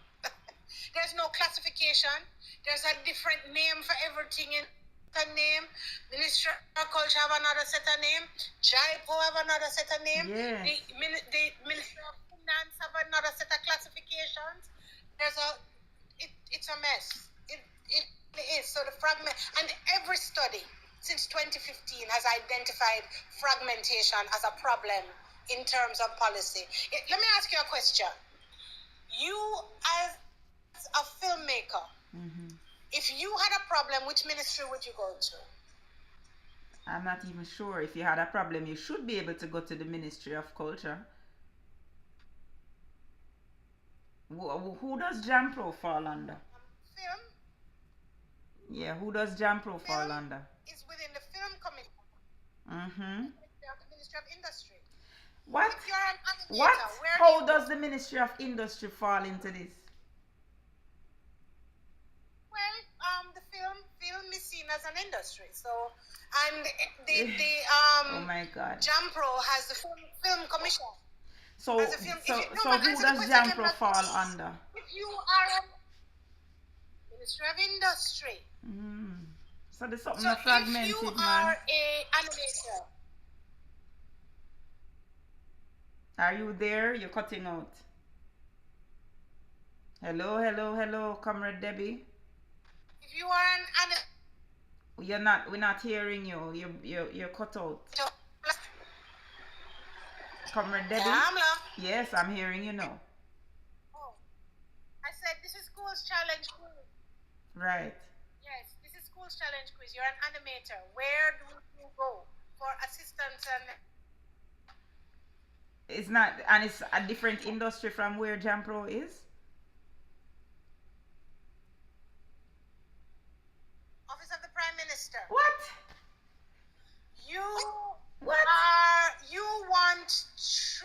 You want to be trained in cultural and creative industries. What ministry do you go to? Training, I would think that should probably Schools be challenge. education. Cause them are fling people all over. Education. So it's all over the place. We're going tree now. Yeah, exactly. Okay, so here's one more. Training in cultural and creative industries for the tourism sector. Where do you go? Ministry of Tourism. I'm bright enough to catch on quick. Ministry of Tourism. We're gone 4, right? And these are major policies. Oh okay, my God. let's go again. What confusion. So you can't have one ministry responsible for all of the needs of the creative industry. You have to fragment it and put it all over the place.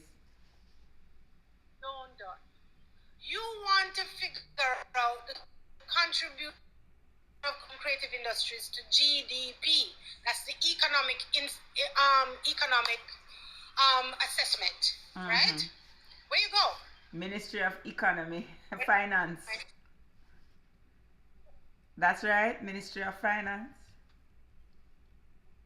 No, industry again. Industry. So we're still at 4. This coming like school's challenge for true. Right, we have a problem because our statistical institute is not equipped and has not been resourced.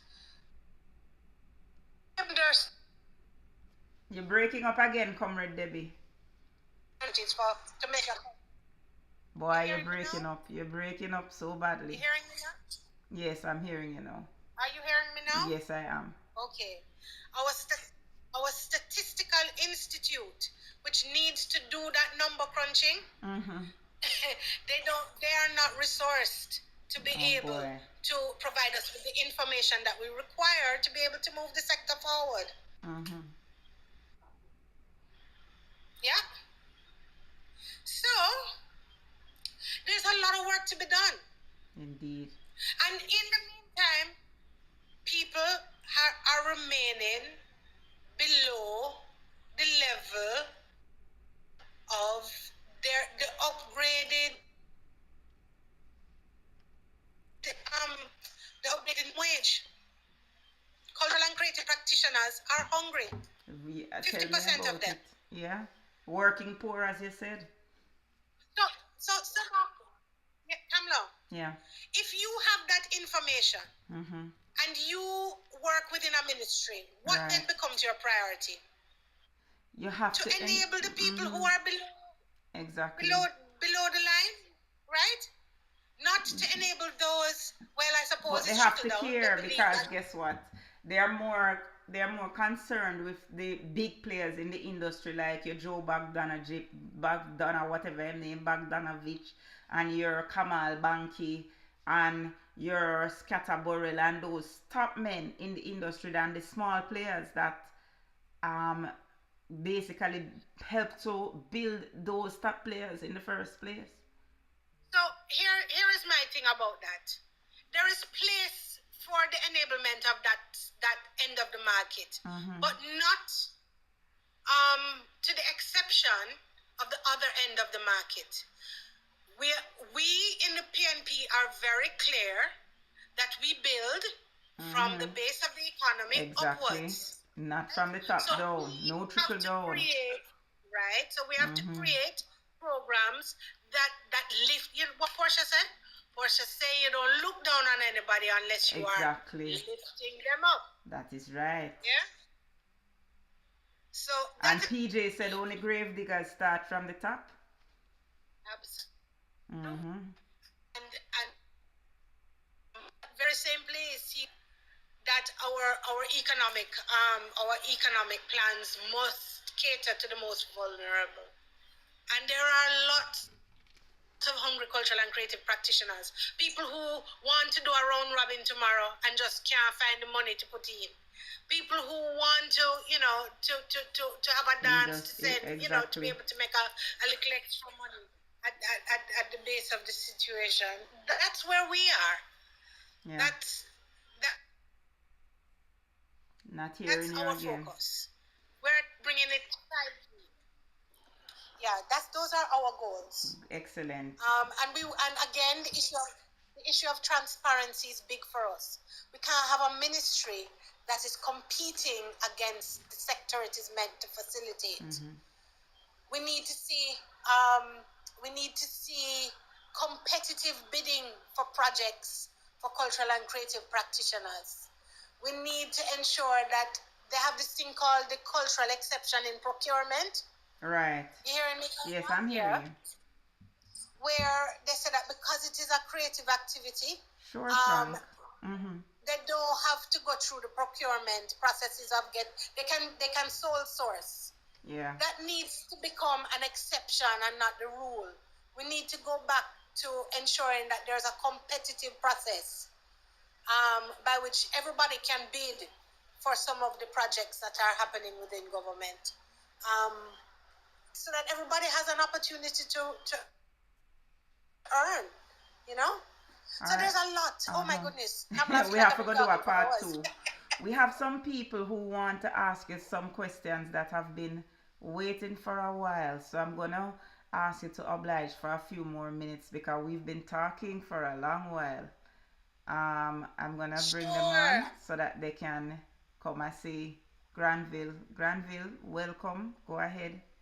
Ask your question. Why not? I'm seeing one here. Why not read it? Oh, yes, Granville. Blessings and love. Good evening, everybody. Good evening. Good evening. Thank you, Right Mango. Your sucrose content is very potent, and I like that. Doctor. Yo. I'm one of your I've worked similar industries as you. I'm coming from a Kenny Salmon. You remember Kenny Salmon? I do. He is foundation. And a Patsy Ricketts. Foundation. All right. So I have that kind of background when it comes on to culture. Yeah. I myself did directing and acting at Edna, Manley, and also Excelsior Community College Performing Arts. I did those institutions. And I also worked with the tourism industry. I was in charge of a program that you may have known called the Meet the People program. Right, I remember that. You remember that program? Yeah, it was an important program. Yeah. A very important program. I managed that program for years. Right, so people would go into people's homes. Yes. And they would get an opportunity to visit a traditional Jamaican home. Okay. Tourists, yeah, I remember that. And I was able to expand that to other things. For example, I twin sports enthusiasts. I twin culinary enthusiasts. All that I expanded it. But the IMF at the time, the restructuring program started, and they said they had to done away with that program. A serious box in the face. It is programs like that out of the tourism subsector that was able to directly interface with the cultural and whether it is culinary, whether it is sports, whatever it is. So the tourists could interact. I would take tourists to people's yard to have sit down round. You know, I think that is why party leader has created the clusters in the way that he does, because I think he recognizes very clearly that the convergences exist across some of the portfolios, right? Mm-hmm. So it's clear that culture has to work with digital. Mm-hmm. It has to work with tourism. It has to work with sport. And create converged opportunities, right? So that's why we're all in the same cluster, because that's another thing. Many of the things that all of these sectors need are the same. They need training, they need access to finance, and so on. So those programs will converge and must converge, and so the people within the various portfolios have to work together to come up with innovative and cost-sharing activities that are to the betterment of across those sectors. No, I am not in Jamaica, as regrettably so at this point. I just got my acceptance letter for my PhD program in a university. Congratulations! And my plan is to come back. I'm here to do work. So I want to do whatever it is that I can do for wherever I am to ensure that the PNP gets back into power. Now, from your angle, what are some ways you believe that we can mobilize and get the creative people on board with the ideologies of the People's National Party? That is such an excellent question because it is very timely at the moment. Absolutely. And I'm going to be discreet in my answer. Okay.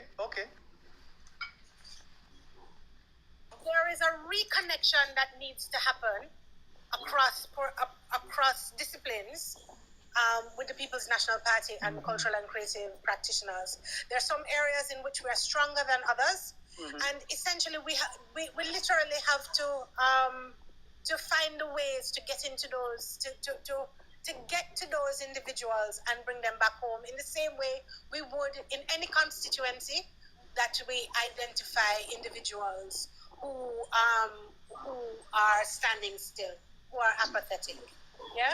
So we really need to we need to work together, those of us that are in the sectors, to kind of bring people back home, to kind of make the connections, to connect them with the ideas, to have some of those meetings. And I'm happy to come to meetings across the island. I'm happy to come to meetings with people or have Zoom meetings and stuff with individuals and groups on various areas so that we can hear what they have to say. That's another thing. This consultation thing where we tell them what we want to do. Not going to work. We want to hear what people need in order to kind of fix the issues that they are facing. So we're going through a process of outreach as well. And I don't know, can you send me a message or something so I know where to find you? Yes, and that's a good idea. so that we can include you on the database that we are building. I definitely. I don't want to give too much away in terms of that because I know. people have big ears. Yes. Right. Yes. And since them have nothing about them, they just tease everything and run. Yeah, but essentially, just like any political party, we are solidifying our connections. Okay. All right. I definitely will follow you and we can connect from there on because I truly want to get what I can wherever I can, but I need to come back home. Yeah, man. We need all the help we can get. We need all the people who, are interested just to make contact. Absolutely. Yeah? Absolutely. All right. Same thing we were talking about, Comrade Debbie. The creatives have to be all over the place except for Jamaica. Yeah, but me have to run, man. Yes, I couldn't. I was also with the JCDC. I was a cultural organizer for St. James for about 2 years. When I left Tourist Board, after that program died, I went straight to JCDC, and I was a cultural, and then I had to run. Can I tell you something? Culture is one of those areas through which a lot of mobilization, political mobilization can be done. Can I tell you too that, you see, Miss Lou, I won't say she was a political activist, but she was a social activist. Yes, she quite right. She moved across the island and making contacts and using issues like language and culture to help people to develop themselves in communities. It's a huge part of what we need to be doing. Indeed. Absolutely. I'm very happy to have this discussion and to know that there are things afoot that will definitely place us firmly in the hand of leadership when the next general election should be. I'm with you. I'm very pleased, and whatever I can do in my little corner. Yes, man. First thing you need to do is make contact. Yeah, man. I'll link you to Comrade Debbie. Definitely, I'll link it to the two of you. Okay, fantastic. Blessings. All right. Let me go now. All make some right, money. let me let go your shirt now. Comrade Rado. Yes, good evening to you, Kamla. Good evening to you, Comrade HICKLING and other comrades. Yes. Comrade HICKLING, I missed your beautiful voice on the electronic media, my comrade. But anyway, it's good to catch up. Yes. It's good to catch up with that beautiful voice again. Yes. Thank you. Yes, man, you're welcome. I must ask you though, Comrade HICKLING, should you when we form the next government, right? And yes, and should you become the culture and creative arts minister? That's the right portfolio. Yes. Well, yes. there 1 minute. Yes. The fact that we are shadow spokespersons, it's not a guarantee that you become. Yes, I know. Determinant that anyone will become a minister. That is the sole purview of a gentleman named Mark Golding. I know. We are here to sort out particular issues. We have been given particular mandates, and we're doing that. So we're just looking. I'm not looking beyond that. I want to do what he has asked me to do, and solve some of those issues. What happens in the next iteration is all up to him. Yes, I know. I'm aware that the decision lies with him. Yeah, but should you become the next minister in your portfolio, what would be your first plan of action? Is there anything that you maybe say? Yes. Okay, so you see now, I'm very careful about this part of the discussion. Mm-hmm. Right. Because you have people out there who claim that they're the baby father of the I ideas. understand. What I will say is that I have been working on a plan for the cultural and creative industries for the better part of 10 years. Oh, right. And we have a remarkable task force that is working on fleshing out that plan. We will not be coming to the table empty-handed. That's all I'll say. Right. I appreciate that, given the climate that we're living in, and the copycats around there and all of that. Yes. The baby fathers of the ideas. Yeah, but I must say though, I'm impressed. I am impressed in terms of your wealth and of knowledge in the area, and I am confident that should you become the next minister, you will hit the ground running and you will be a wonderful minister. I'm sure of that. I'm happy doing the prep work, and we'll see what happens at that time. But it's an exciting, and it's what I live for. Yes, wonderful. Fair enough. All right, thanks, Rado. Yeah, man, you're welcome. All right, take care. Mm-hmm. Anybody else with any questions? Remember YouTube, WhatsApp call 876-909-0980 in case you have any questions. While we have Comrade Debbie with us on the live. I know that Anne-Marie had sent a request, but it looked like she cut off. All right. Well, Comrade Debbie, I know so them cannot complain about the detail and the wealth of information. Comrade Patmore will be on shortly, but I'm sure they cannot complain about the depth of the wealth of knowledge and information that you just shared. I know that you gave, exactly as one of our viewers is saying, it was extremely detailed, a very detailed plan. And just to let you know that we had planned this. Yeah, we had planned this for right after the Minister of Culture had done her budget, her sectoral debate, but she postponed her sectoral debate. I hope she don't have spies listening to all the ideas in a Comrade Debbie. Well, I don't give no ideas yet. There's nothing that I've shared.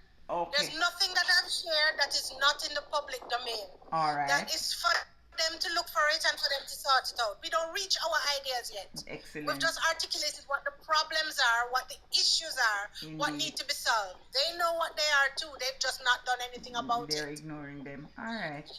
Excellent.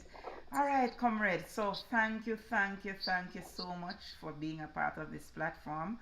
I look forward to hearing you again, hopefully soon, especially after the minister does her presentation.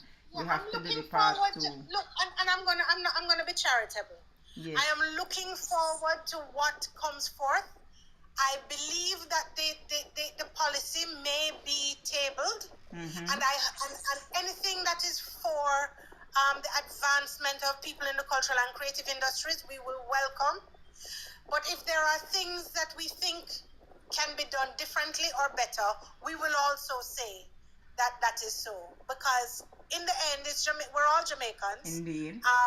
And it's about the Jamaican cultural and creative industries. But we know that some of the ideas that come from within our camp, and it's not just me. Again, there's a task force. The people who have gone before me. There's, Jamian and Alun and Wicca and Lisa, and even as far back as Comrade Donna, who was the Parliament Secretary for Culture at one point. Indeed. There's a lot of input. And of course, the party leader, who is absolutely dedicated to the cause. I realized. I didn't know he was so deeply involved in the process. He's surprising me too, Cam. Yeah, some things I hear him say, and I'm like, wait, him know the thing, man. It's like, what is there that him don't know? I mean, we were talking about intellectual property and the legislation, and he was on top of it. We were talking about the Maroons and some of the issues. He was on top of that too. I know he's very passionate about the Maroons. History, some of the history things. As like party leader, props. You get my props, because I did not expect. Yeah, man. Really, but I'm excited that he's really into it, so that I know that we have his political will. Indeed. Thank you so much, Comrade Debbie. Let's catch up again. Thank you, yeah, man. Take care. All right. Yes, enjoy the rest of the evening, Comrade Debbie. Thank you very much. Yes. All right. Take care. Bye, everybody. Bye. All right. Make contact if you want to get involved. And I will make sure to send them over to follow your page, your TikTok account. All right. Take care. All right. Bye-bye. Bye. All right, comrades. That was Comrade Dr. Deborah Hickling Gordon, who is the Shadow Minister on Culture and Creative Industries. Now we're supposed to have Comrade Paul Patmore next. And I know I've seen him waiting patiently in the live. I know he was watching at some point. I hope he's still on, even though it's late. But the thing about my live is that the numbers tend to pick up the later we get, because uno come in like uno love the late night. So we now have Comrade Patmore on the live. Finally, Comrade Patmore. Finally. Comrade Patmore? Yes. Finally. Happy to have you finally. So, comrades, help me to welcome Comrade Paul Patmore, who is now the PNP candidate for South Trelawney. Now, many of you don't know Comrade Patmore, but he's one of the only Jamaicans to ever run as an independent candidate and actually win an election. Welcome, Comrade Patmore, to Politics Church Night. Finally! All right, comrade. Tell me now, what has the journey been like since you have been... I know you're from South Trelawney. I know you're a man of the people, and that's why no matter which party you're aligned with, wherever you go, the people follow you. But what has the journey been like since you have been embraced in the folds of the PNP? It's almost similar to when I ran as an independent. I would say it's a little bit easier because I have a team behind me. Indeed. I always tell them that Patmore running for the PNP now is not like you're running against Patmore. You're running against the entire PNP. You're running against Kamla. You're running against Jay. You're running against all the PNP, all the comrades right across Jamaica, home and abroad. Right. You're running. So it's not a Paul Patmore thing, So everybody is putting their little piece. I hear you every now and then on your live, dropping your little piece, So helping me along the way. So I'm good. I feel like I'm a part of one big family. Indeed.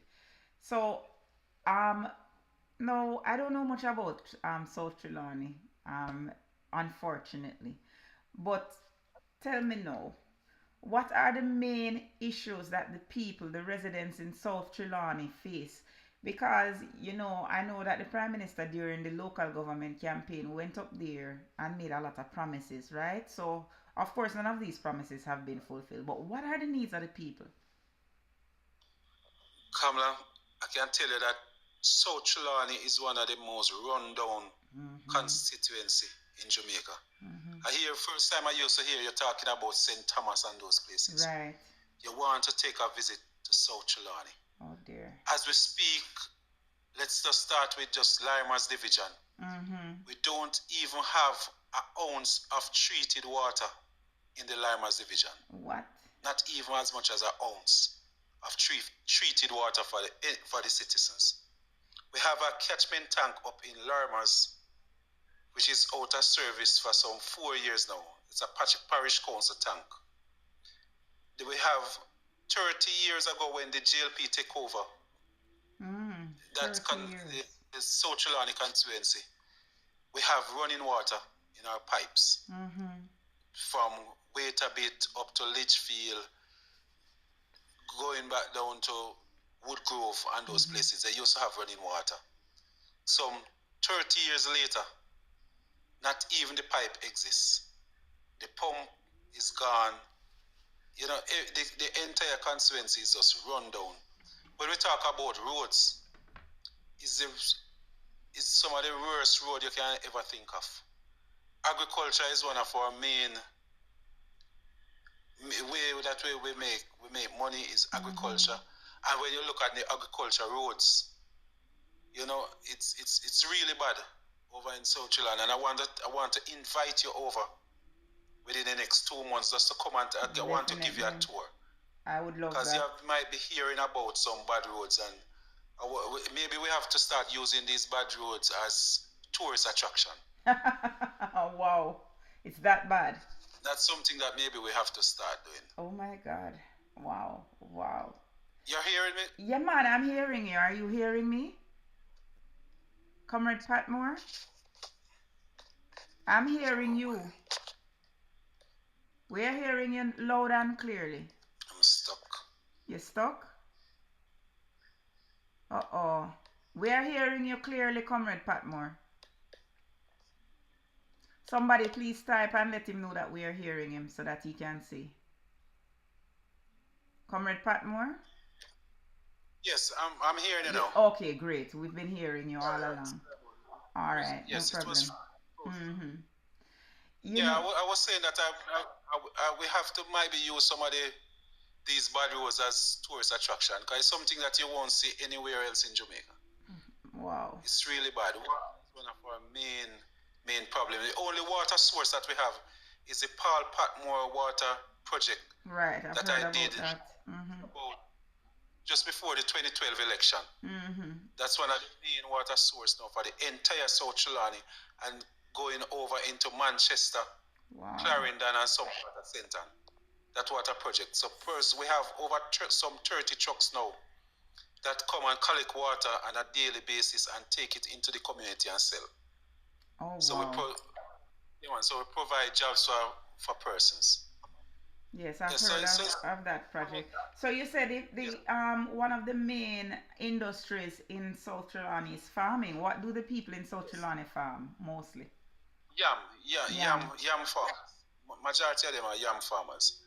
One of the things that I want to do when I become the MP, member of parliament now is to encourage catch crop farming, because they are doing yam farming for a long while, but we need to get these farmers now to intercrop. Yeah. You know, so that they can always making a little money. Because the yam take 9 months. Okay. Right. When they plow the farm to plant the yam, so for that first 2 months, I know they can drop in a catch crop. Right. Yes. Yam stick is one of our problems. We take yam stick from over in Centon, Clarendon, and further down in Trelawney, North Trelawney. But you know that one of the things that we have is the cockpit country. I was about to bring that up. That was my very next question about the cockpit country. How much of your constituency is a part of the cockpit country? Maybe around 90%. You know, wow. Maybe around 90%. Because you start from Clarkstown and we come and the cockpit would end up somewhere up in the Litchfield area. So just maybe around 2 miles, that is not a part of the cockpit. This is the same Clarkstown that the Prime Minister said that he wants to make into a big grand city. Yes, that's the same Clarkstown. And Clarkstown is part of the cockpit country? Yes, so Clarkstown is also a part. Okay, so he was literally promising to drop a city in the cockpit country. Yes, yeah. Sorry, I have to laugh. It's just one of those grand. One of those grand announcements that the Prime Minister always make before election. For the past 6 years now, we have been promised a fire station. There are no fire stations there. No fire station in South Trelawney. Wow. So the reality is, if we have a fire like something even similar to what they have at King's House, right, Garden House, we will have to wait 2 hours for a fire truck to come to anywhere in South Trelawney. And this is the cockpit country, which is a protected environment. Yes. Interesting. And I can tell you, things is really, really bad. We don't have a hospital. We used to have one in the 80s, and it was closed. Which hospital was that? Ulster Spring Hospital. Ulster Spring. And we have been crying out for that hospital to return, but look like they just have to wait and just pray that Paul Patmore become the next member of Parliament. All right. I'm glad you said that. I have a series of questions for you. First and foremost, now, what are your intentions in terms of when you become the MP, in terms of protecting the cockpit country, which is 90% of your 90% of your constituency is a part of? You know that from I was a councillor in 2012 to 2016. One of the things that I've been fighting and lobbying for is to have a massive tree planting exercise in the cockpit. Right. Because we lose a lot of our trees through hurricanes and drought. We have persons that steal the trees. We have the forest department. They do a lot of planting also, but they pray their last you know, so I'm one of the persons who is totally against mining in the cockpit. Right. That's one of my things. I promote no mining for the cockpit. I'm always concerned about our water, the water table, and I know that if you mine, it will damage the water table. So, yeah. You know, it's just last night on my live. I think you were on it at the time. I was talking about the cockpit country being basically the heart of the island. You know, and if you damage the cockpit country, it's gonna have severe repercussions for the entire country. Yes. Yeah. And that's where the water come from for St. Anne and St. James, and even Lower Trelawney, North Trelawney. That's where they get their water. And also down in the other way to it goes south to some of the water from the cockpit country goes to Clarendon and even Manchester and St. Elizabeth. Well, clearly. So it's I mean, that, as I said, literally is the heart of the country, you know. So I'm very happy to hear that you have. One of my plans is to promote ecotourism. It's like you're reading my mind where my questions are going, because that was my very next question. How do you plan to incorporate tourism into this, which is a very powerful product? I personally would want to come up there, but I don't know the way to go. I've been to a compound, but I would love to come to South Trelawney. I just don't know. You understand? So how would you promote South Trelawney as an ecotourism hotspot? Yeah, well, one of the things that we know, you know, is that most of those persons coming down to Jamaica, they're tired of sun and sea now. If they wanted sun and sea, they'll stay in America, stay in Canada. Yeah. They want to feel Jamaica, and they want to. So the cockpit is ideal for that. I want to encourage the persons that live, because we have a lot of caves. So the persons who own these caves, we are encouraging them to get them clean up, provide trails, and so that we can start inviting persons to come and visit these caves. We have some birds, unusual birds. We have snakes, We have lizards, everything you can think of in the cockpit. And that's what we want to sell. So we want to encourage persons to set up cottages, right, where we can persons come in and stay overnight. They can camp and camping type of thing, But we will also have to educate them about the safety and how to treat tourists when they're coming in. Indeed. So we have a lot of work to do, and so we are here. We are prepared for it. We have a leader who is conscious of tourism and giving Trelawney a piece of the pie, because we're hearing about how much million persons coming into Jamaica, but Trelawney is not being benefited from that. So we want to encourage persons to come into South Trelawney. If you ever get a chance to drive through the cockpit, coming from Alps, Stewart Town, it's one straight of my up dreams. to Alps, coming up to Albert Town. It's a beautiful scene. You can just smell the fresh air, smell the greenery. It's just a beautiful sight. Okay, you see the rock. Yeah, man. It's really a beautiful sight. I can imagine. All Trelawney need right now.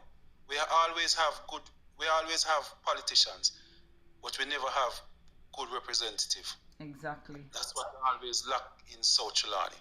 And that's one of the things that I'm promising the people. Indeed. Now, let us talk about the politics now. How organized is South Trelawney for the People's National Party to win? Because we're kind of confused about Miss Dalrymple. 1 minute we hear that she's coming back, another minute we hear she's not coming back.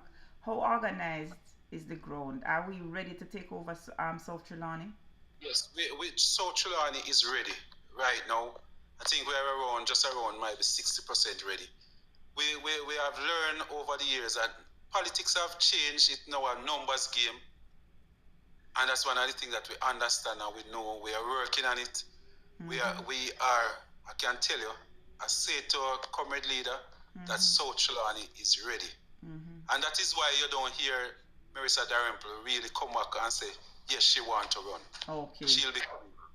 She realized that the PNP is just too organized right now for her to make a return. Excellent. Excellent. I love to hear that. The JLP is always panic whenever the PNP is united. Indeed. Yeah, it set them in a panic united mood. PNP, they can never overcome a united PNP. Never. Yeah, man. So we are ready. Their strongest division is the Larmas division. That's a division that I ran in and win the division with 65. I received 65% of the votes at that time. The JLP received 30, and the PNP 5%. And for those of you listeners who don't know, we had a very promising young candidate for the promising young councillor candidate, Simone Guy, who was running in Larma's division and passed away months before the local government election. Yeah. And that's one of the sad. That was a sad moment for us, and we lost that division in the last election by 800 votes. And already I can tell you that I wipe out that already. Okay, and should be lead. I think I should lead that division by 1,000 votes. That's my target, to lead it by 1,000 votes. But that is your backyard. Larmas is your place. That's my backyard. That's where I live. That's where the water project, and that water project that most Jamaicans hear about, that's my third water project. I have 2 other water projects, but they are smaller projects. But we did do those before. So I've been working in the area. I'm connected to almost every single citizen. I'm a justice of the peace. Excellent. I operate a funeral home in the area. I'm one of those persons who... So you are a man, you're a community man, so you are easily accessible to the residents. Yes, most definitely. And also I produce music. I'm a music producer. I do events also. I do party rentals, so I rent tents and so. I have my own cemetery. Oh, You know, in the same constituency. Yes, in the same place. Okay. All my investments are done in Trelawney. It's just a small amount outside, but most of my investment is definitely in South Trelawney. So you're the perfect person to become the MP, man. The people of South Trelawney have been crying out for somebody that they can relate to, you know. Somebody that sound like them. When somebody talk about water, if I don't provide water in the area, you know, my funeral home won't have any water. Okay. That's where my mother lives, that's where my mother-in-law lives, that's where all my family live. So if I don't provide water in South Trelawney, my family won't have water. Yeah. So it's a personal thing for me. If I don't fix the road, my hearses and my vehicle gonna feel the same damage like any taxi on the road. So it's something that I have to get done. If I don't see that the tri-bridge fix. Right. Yes. That's a big issue too. The tri-bridge in your constituency connects your constituency. Yes, and it's destroy the community of Troy. Oh boy. Yeah, we have a Troy High School in that area.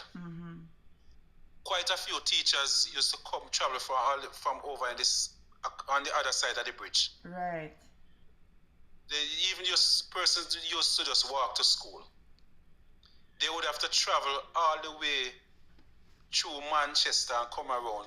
Would cost them at least 3,000 per day to come to school to teach. So those teachers have to resign and try to get a job over in St. Elizabeth.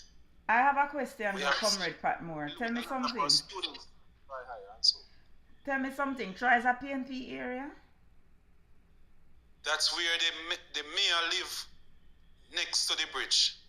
Just the mayor is in the GLP mayor. No, the GLP mayor. So how is it that they're treating their own people like this? That's why I asked the question, you know. Because as I tell you, South Trelawney is one of those places they treat as they're sure of it, you know. Oh. So they treat the people that way. You don't have to work hard with them. They keep them hungry. They keep the people hungry. God. But treat them for 4.5 years and 6 months now before election. Then come up and give them 5,000 and then forget that they were hungry for 4.5 years. And still no bridge. For the past 20 odd years. The mayor live next door to the bridge. My God. And he have never mentioned in his mouth, come on a radio program, come on any program at all, and mention in his mouth the word Troy Bridge. Never. The member of parliament who is the member of parliament from some 20 odd years.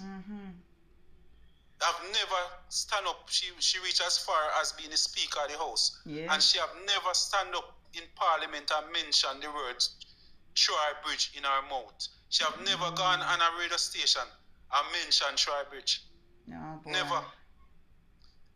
And if I even go further, that member of parliament have never even mentioned the word South Trelawney. I've never hear she mention the word South Trelawney ever in her mouth. That's the level of poor representation that we have had for the past 20 odd years in South Trelawney. You see, this is because representation for them is a means to an end. They're only representatives because they want to be in the cabinet. So they don't really care about the people. They don't care about representing the people. Somebody says they love freeze the up again. Freeze up again. You freeze up again. I'm hearing you. Are you hearing me? Let me know when you're hearing me, because I am hearing you. I'm hearing you, Comrade Patmore, so let me know when it's unfrozen. Somebody type to Comrade Patmore that we're hearing him. We're hearing you, Hello? Comrade Patmore. Are you hearing us? Yes, I'm hearing you now. It just freeze on me a little while ago. Okay, no problem. No problem. Right. So yes. So I will mention about the poor representation that we had over the years. And that's something that we have to try and get rid of. Persons mentioned that South Trelawney is a GLP constituency, but we have 23,000 voters on the voters list. The highest number of votes that the GLP have ever gotten is 7,200 200.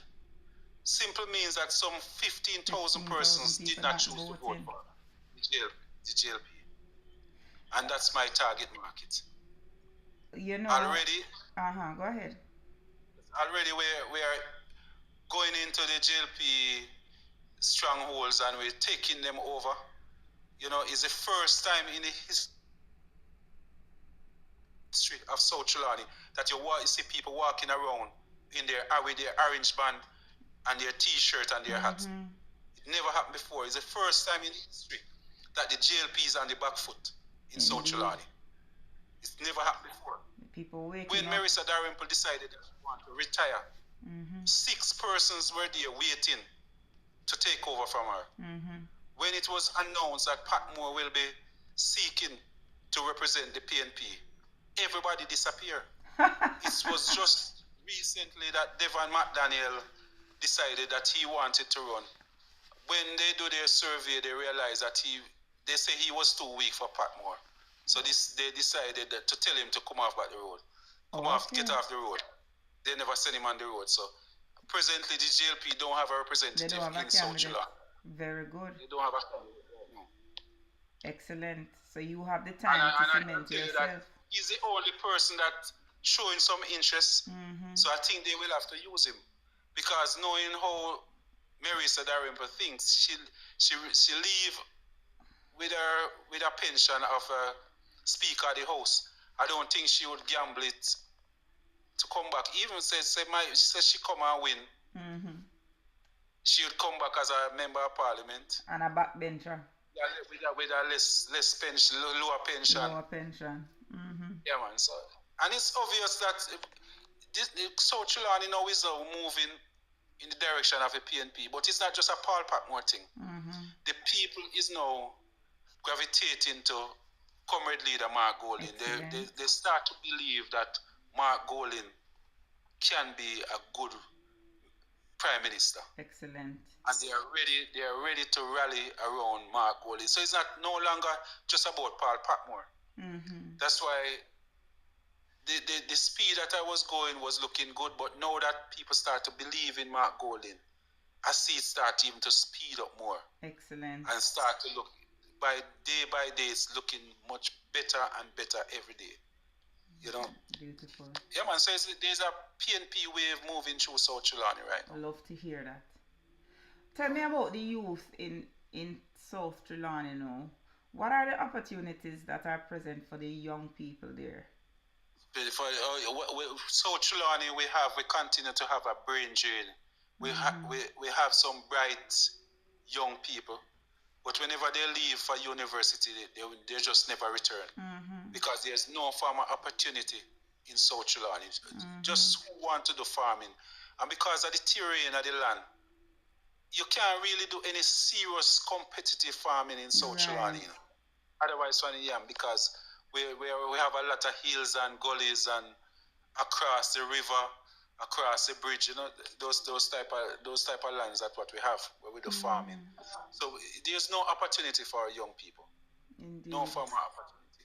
We don't have anything going for tourists in South Trelawney.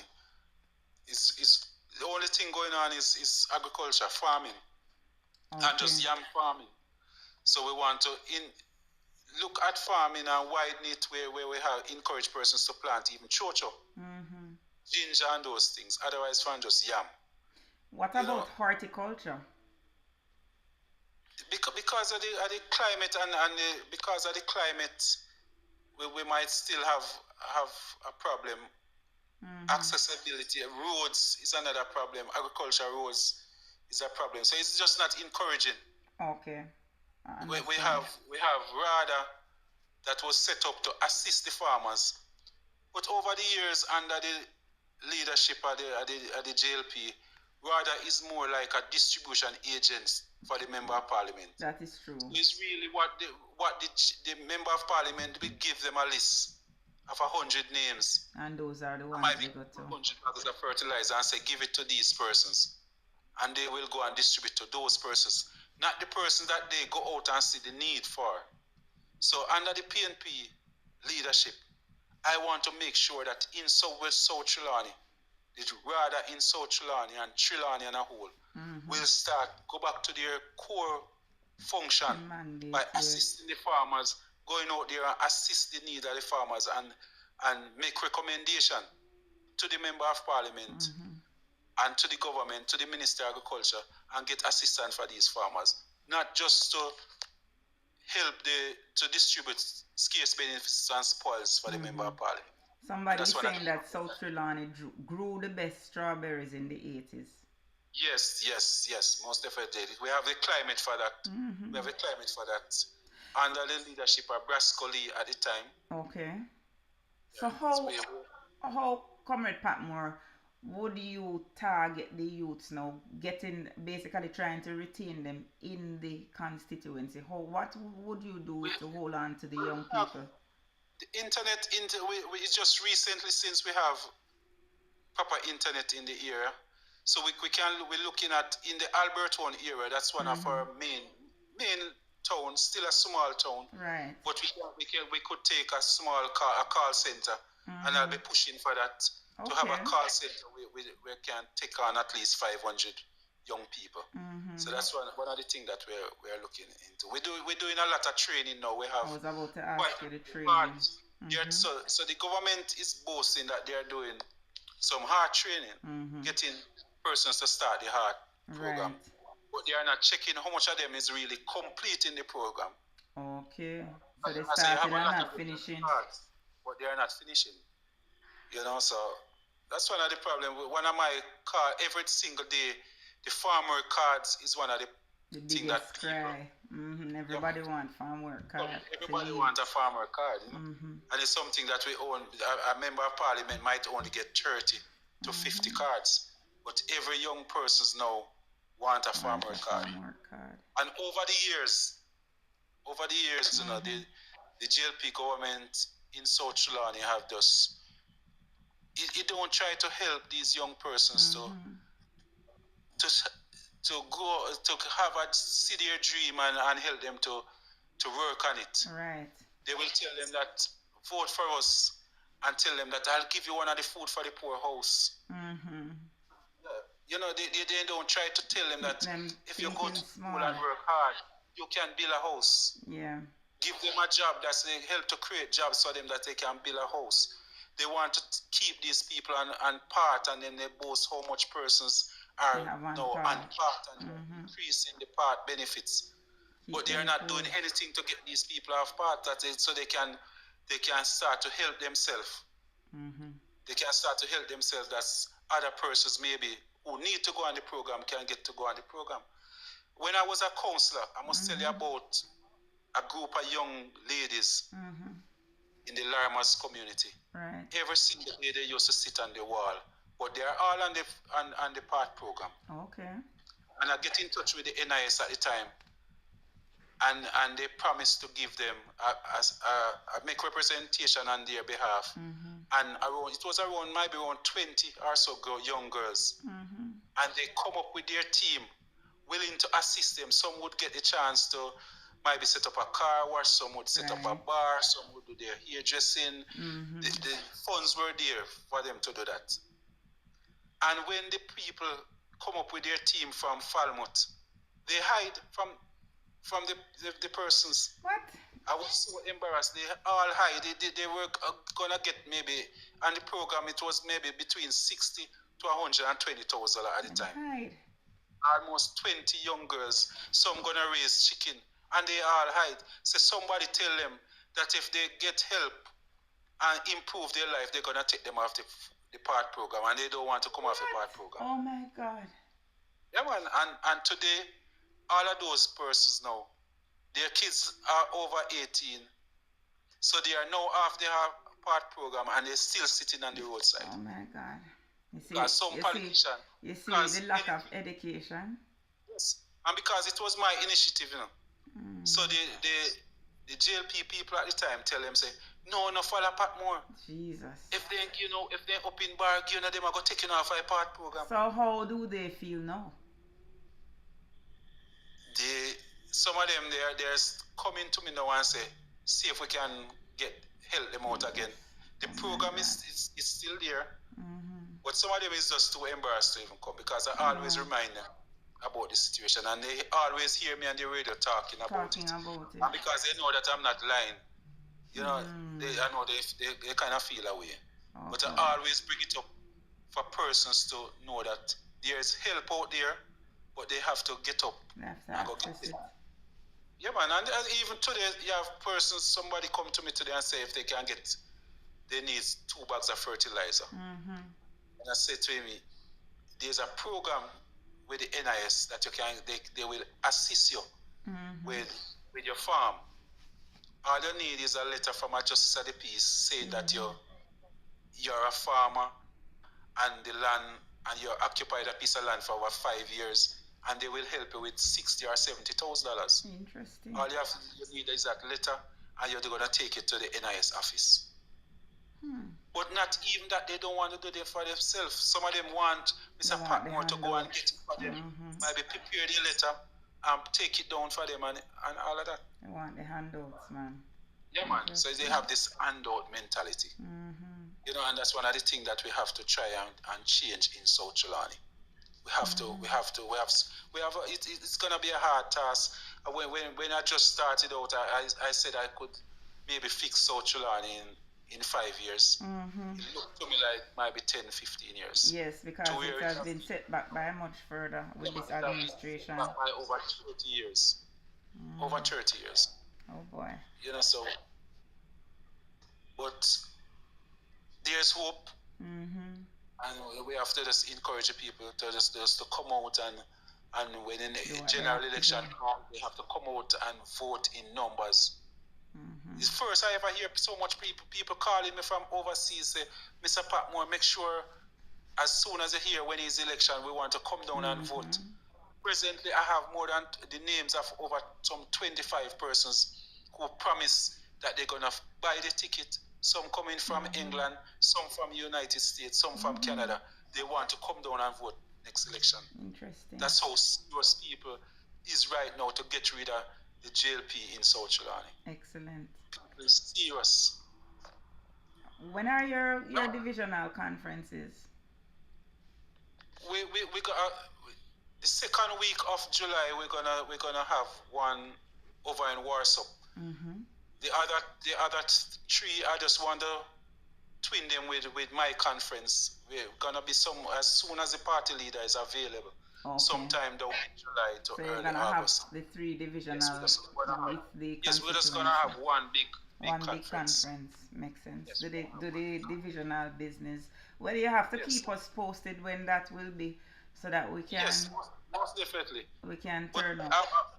Yes, I want to ask you though. I'm gonna need your help to help me out with. I'm on a tablet drive now for some needy kids in South Trelawney. Sure, tell us about it so that we can help if we can.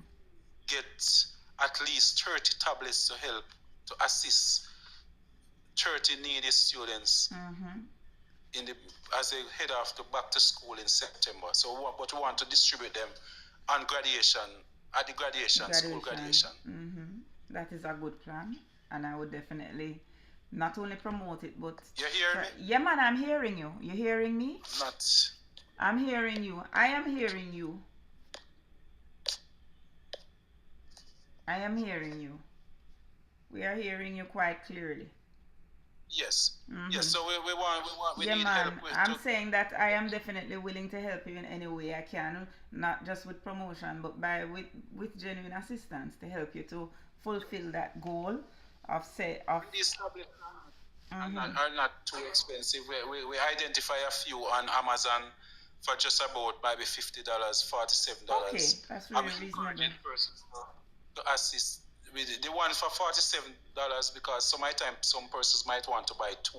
Right. So if you keep it $100 when you send it to me, it's not too expensive for me to do. Right, makes sense. My address, and you send it to me and I'll pay for the shipping.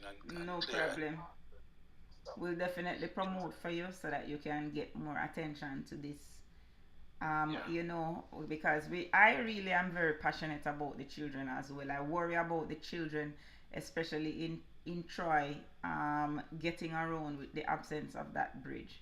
You know, so any way that we can help them, we will definitely help.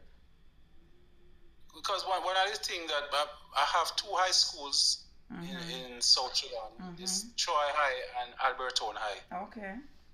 Any primary schools?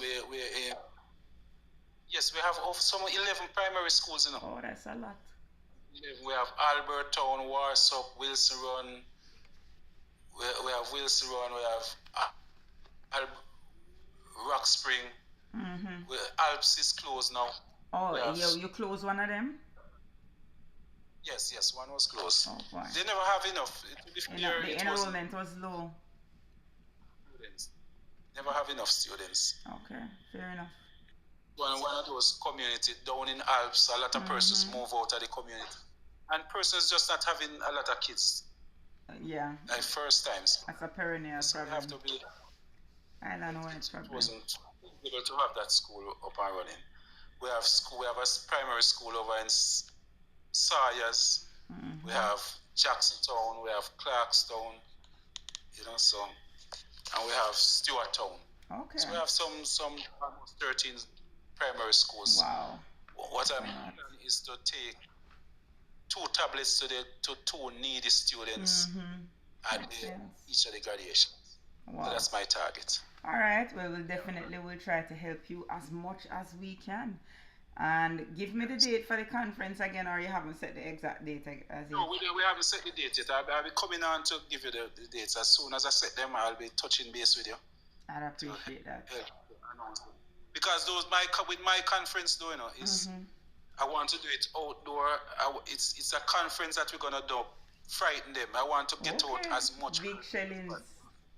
Yeah, man. We're gonna frighten them. We're gonna make them know how strong PNP is in South Sudan. Definitely. So we're gonna put out a lot of effort to get out persons. It will be on a Thursday, though. We're gonna do it. Wow. In the week. We're going for a day in the week. I wanna test my people. If we do it on a weekend, everybody come. You might. Yeah, man. Everybody will come. I want to test. I want to give it a real test and see how interested, how pumped up persons are. If you can pull out the people in the week. In the week, fair enough. All right. Yeah, man. I want to use it as a test. Yeah. Keep us posted, because of course, if we're available, we definitely want to come. Yes. Yeah, man. So continue to do the good work. Thank you so much, and thank you for finally coming on. You know, because I'm learning so much from you. I really appreciate that. Thank you so much. Yes. All right, Comrade Patmore. Thank you so much. Last night was good with Dennis Meadows. Yes, it really was. It was a good interview. And you know, I aim to just get comrades knowledgeable about what is happening. So that is the purpose of my life platform. Yes. Yeah. So thank you. All blessings. Right. Take care. Have a All good right, night. you too. Okay, bye-bye. Comrades, I hope you enjoyed that interview. Listen to me. And I see Comrade Pauline, big up yourself. The last time I saw you, we were having a meal by your house. How are you, Comrade Lynn? Nice to see you on the platform. Welcome.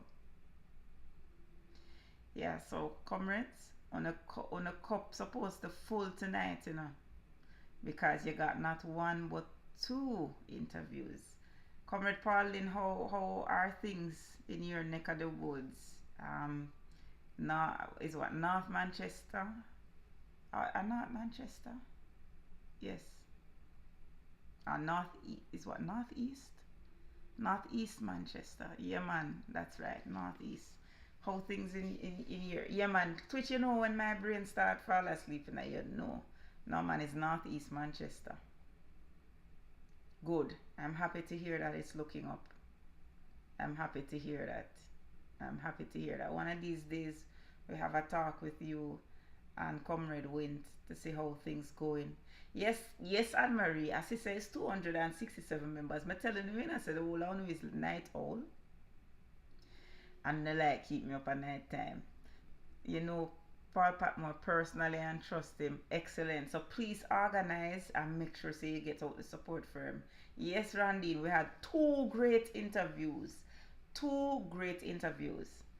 And tomorrow we will have Comrade Councillor Christina Richards from Brandon Hill Division. Her conference is gonna be Saturday, so we're gonna arrange for her to talk to you. We're gonna try and use the opportunity to, while we're having these conferences, to expose you to the representatives, so you can. I think we need to know each other as comrades, you know, cause enough are we. And like how we whip up the GLP, we whap them up in the local. It's enough PNP council we have now, whole heap. So we need to get people knowing them. We need for you to know the shadow ministers. We need for you to know the MPs and the MP candidates. We need for you to know the councillors, you know, and some of the people on the ground. No, not Anne-Marie, not tonight. Not tonight, Anne-Marie. We're not going to keep them. Anne-Marie, you know what I did last night? Turn off my camera and put my head down and go sleep while I talk. I that me do. And then me jump up and wake up and say, I want to still attack. I that me do. You're not going to keep me up tonight. Because you is a night owl and you love stay up. Right? It's now 11:30 where I am. You are, for where you are, it is 10:30. So me not in we don't know. It's 11:30. It's 11:30 for me. Yes, it is Randine. Exactly. And may have a full day tomorrow, so me not go stay up with you all night. I given you the full 3 hours because you know, say it's from 7:30 to 10:30 the program supposed to be. I've been going half an hour or more over in the last few nights. So tonight though, me beg you no black and I need to go sleep. I'm trying to get up in the morning and go exercise my fat ass. That is the truth. I'm telling you already, say I put on weight and I need to start. Because let me tell you something. As your eye open, the sun hot in your face. So I have to try to wake up. Thanks, Jamaics. I have to try to wake up a little early. But before I go, I beg gonna carry me up to 150,000 likes. And then we cap it off right there, so I can go to my bed. Yeah, I go get some rest, Rado. Definitely. But I want 10,000 more likes. I want 10,000 more likes. Right? I would love 10,000 more likes. So, what you want me to do? Sing for it? I can't sing. Me can't sing. But while Comrade Debbie was on earlier, I realized I probably have to start come on later. Me cannot sing. Me tone deaf. I'm a dancer. I cannot sing. I am literally tone deaf. YouTube, we have good numbers on YouTube too. YouTube, hold the crowd tonight. Don't it, YouTube? Me not say comments, but the people the numbers are there. So, but if you want me to sing, you're going to laugh after me because I literally don't have no singing voice. No, you don't hear my voice crusty. Not tell me about sing. We don't want any ears pain, you know. Lord have mercy. But maybe gonna carry me up to the 150 and then we'll call it George and tomorrow. Right? I'm gonna also try to connect with Comrade Vivian Brownband, the star girl. Yeah man, we're gonna play. Yes, that's why I love it, because Dre broke on the bad. Dre broke on the bad in a marine. It's Dre broke on the bad. But you see me, I cannot do that. The only other solution is that I go sleep and wake up and come in. Yeah man, I go play some party songs for me. Because I cannot do the late night thing, we don't know. When I like the song we were playing earlier. Alright, so I'm going to go and tap up the live and I'm going to play back. I'm going to play back the song that I was playing earlier for you. Let me see if I can find it. That was when I like that song, they don't. Yeah, it have a buzz. It definitely have a buzz. So we are going to play back that. Yeah man, 10K. Yeah, go on man, and soon reach. Dance. Thank you. PMP there. PMP there. I take over now. Run Miss Affair out of the town right now. Mark holding time now. PMP time this right now. I take over now. Run separation out of the town right now. Tell them we a march out now. Golden a walk out now. We tired of you misleading. We tired of you pretending. We tired of your lockdown thing. We tired of we frustrated. Caesar. You lie. You lie. Watch it. We want a change right now, so you really need to work go fast, right now. man. I take over now. Run Miss Affair out of the town right now. Mark golden time now. PMP time this right now. I take over now. Wanna reach already? My God. Tell them we a march out now. Golden a walk out now. Now is the time for we campaign. No more cool and champagne. Thing when the people's national party.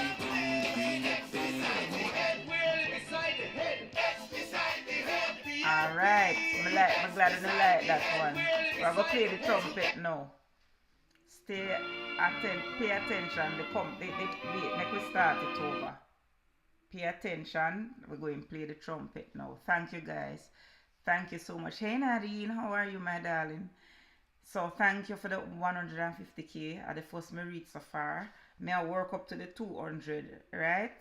So yeah, right there so. Next time when they give me 200. You see St. Thomas a protest. Twitch, really? Oh yes, we were supposed to talk about that tonight, but tomorrow we are going to talk about those things. Tonight I really wanted to concentrate on the plight that our young women in Jamaica are facing. Right? Go on, no Vibrant 1010. Do your thing, no go on. I wanted to focus on the plight that the young Jamaican women are facing. Right? And the brain dead leaders that we have, we call themselves the government. Talking about banning ride sharing. How you must ban ride sharing? When ride sharing is so convenient. How about fixing the problems? Them try poison Dr. Daz. But you see, comrade, I don't know if you're a comrade, Marlene, and I hope them don't try to block you. Don't block Marlene. I'm glad Marlene bring this up. I went to watch that video where Comrade Dawes said that he was poisoned. I went to watch it. Somebody sent it to me. And there is a point in the video. Okay. Alright, Comrade Marlene. Good. There's a point in the video where Comrade Dawes said that this is not the people of Southeast St. Catherine. This is bigger than Southeast St. Catherine. Wanna listen to what the man. A matter of fact, you see, wanna wait me up back a while ago. Make play it for you. I want you to listen to what Comrade Dawes actually said. Alright? I'm gonna find it and play it for you. Because when I heard it, I'm trying to figure out why it is that the labor rights are saying that comrades tried to poison Dr. Dawes. I was very concerned about this. So somebody sent me the video. I'm going to play it for you before I'm done. We're going to play it now. Listen carefully, comrades. Into politics just over a year ago. There have been personal attacks.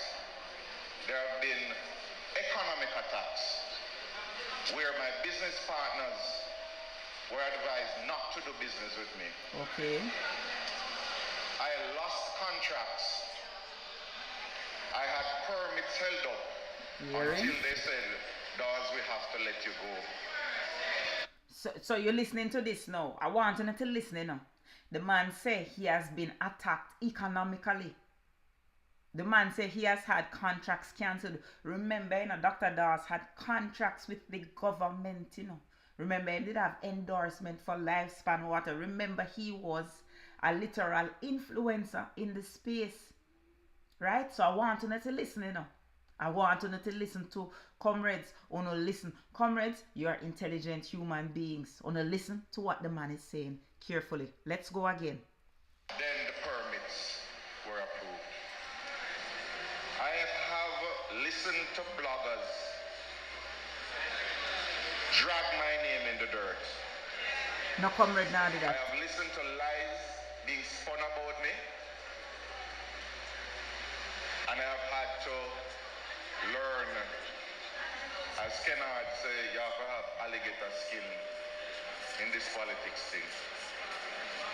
But I look at it as a process. I really never wanted to share why, but I believe you all need to know the battles that I have been fighting silently. A year ago, listen, I was invited to a meeting, and I had gone with a member of my team, a female comrade, to accompany me to that meeting. Said it was a private meeting, so she waited outside. I went and met one-on-one with someone. We're there for about an hour. And then when we're leaving, he went and spoke to someone at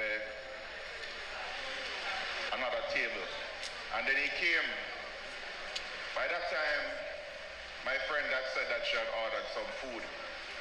And he came and we said no. So the female friend order some food on the following, on the top up your live, you know, because in the sound I carry me to 200 and me there bleach through now, so I want to make sure I carry me to the 200 and comrades. Make we continue to listen some more.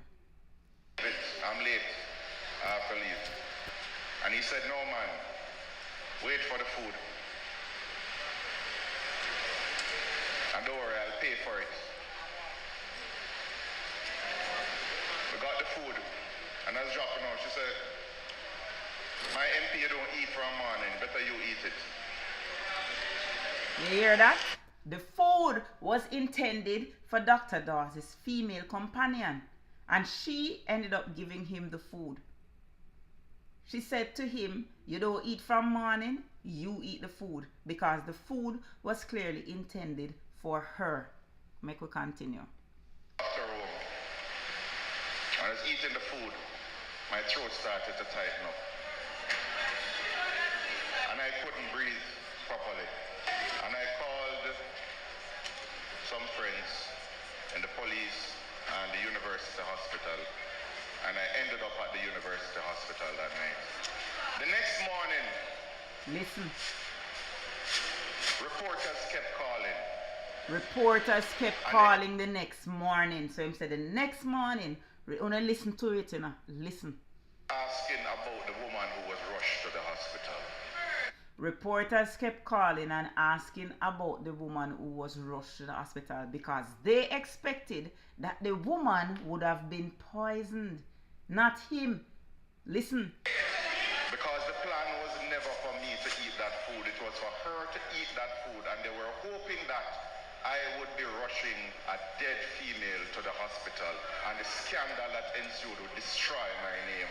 And then they were hoping, they tried to poison the woman and pin it on him. Comrade, not do them something there, you know. We don't do the poison thing. It's labor right do the poison thing. That is not our play area. We don't play with poison. Right? We talked about this already, you know. Oh, them poison. Oh, remember we talked about this already, you know, comrades. We talked about this already. Make we continue to listen some more. Listen now. I want you to know, but they're trying to scandal us now because them flip it now. To say we try to poison him, but listen to the clincher now. Because the devil, comrades, is in the details. Police, every time I spoke to senior members of the police, reporters would be calling with the same information I gave the police. So every time he spoke to the police them talk to the reporter. Because if me talk to police and reporter calling with the information, no must the police tell the reporter. Wanna figure it out? Wanna listen now? Let me back it up a little. That food, and they were hoping that I would be rushing a dead female to the hospital, and the scandal that ensued would destroy my name. And then the police, every time I spoke to senior members of the police, reporters would be calling with the same members information I of gave the the police. So I knew this was not a plot from Southeast. You hear that? This is something bigger. This is something bigger. And I purposely purposefully kept this from the leadership of the party and everyone, my family in particular. But I think you ought to know that there's a group of people who will not stop, even if it means murder of an innocent, not to destroy me, but they need to destroy my name. And that is what I've been up against. So you hear what him say? They try to destroy him financially, economically. They destroy his business interests.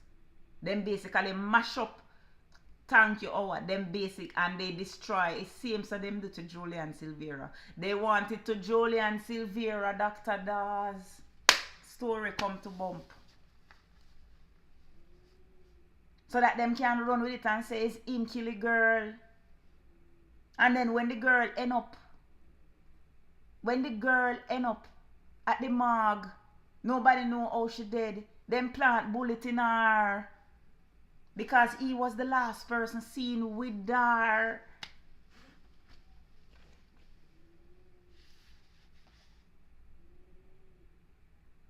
They were going to do the same thing that they did to Melissa, to the girl, if Dr. Dawes never eat the food instead.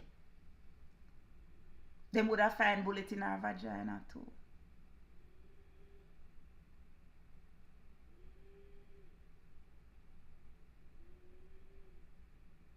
When you see how these people are, and you see now, Dr. Dawes at no point, because I was wondering when I hear these rumors about, me see them all over the place, or PNP try poison Dr. Dawes. Me I wonder, what kind of thing that? I had to go and listen to, you see how, you see why we need to listen to things for ourselves, comrades? You see why we need to listen to things for ourselves? Because the Labourites spin it to make it look like, say, it's PNP do something to the man, you know. The man was very, very specific in saying that this is bigger than the PNP. This is bigger than Southeast St. Catherine. The man was careful enough to point out that every time him talk to the police, senior police, this shows you how corrupt these senior members of the police are. Every time he spoke to senior members of the police, reporters would get the information. One big cesspool of criminals. One big cesspool of criminals. The man was very, very, see one of them there? See one of the criminal them come on the page, named Pastor Libraba. You can see say, him is a criminal. I do have to ask Christ. That is a criminal. A demon criminal. Where are my moderators? Take this criminal off my platform. Usher him out. Usher him out of my church. We don't want any criminals in the church. Usher him out. Big up my moderator them. Usher him out. But I will tell you this. It just don't you can't make this, you can't make these things up, you know. You cannot make these things up.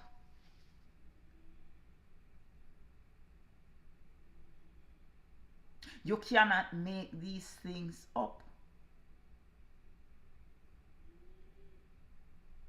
So here these people are, comrades. They are spreading propaganda. Remember now, you know. Them attack the party leader citizenship. It never work.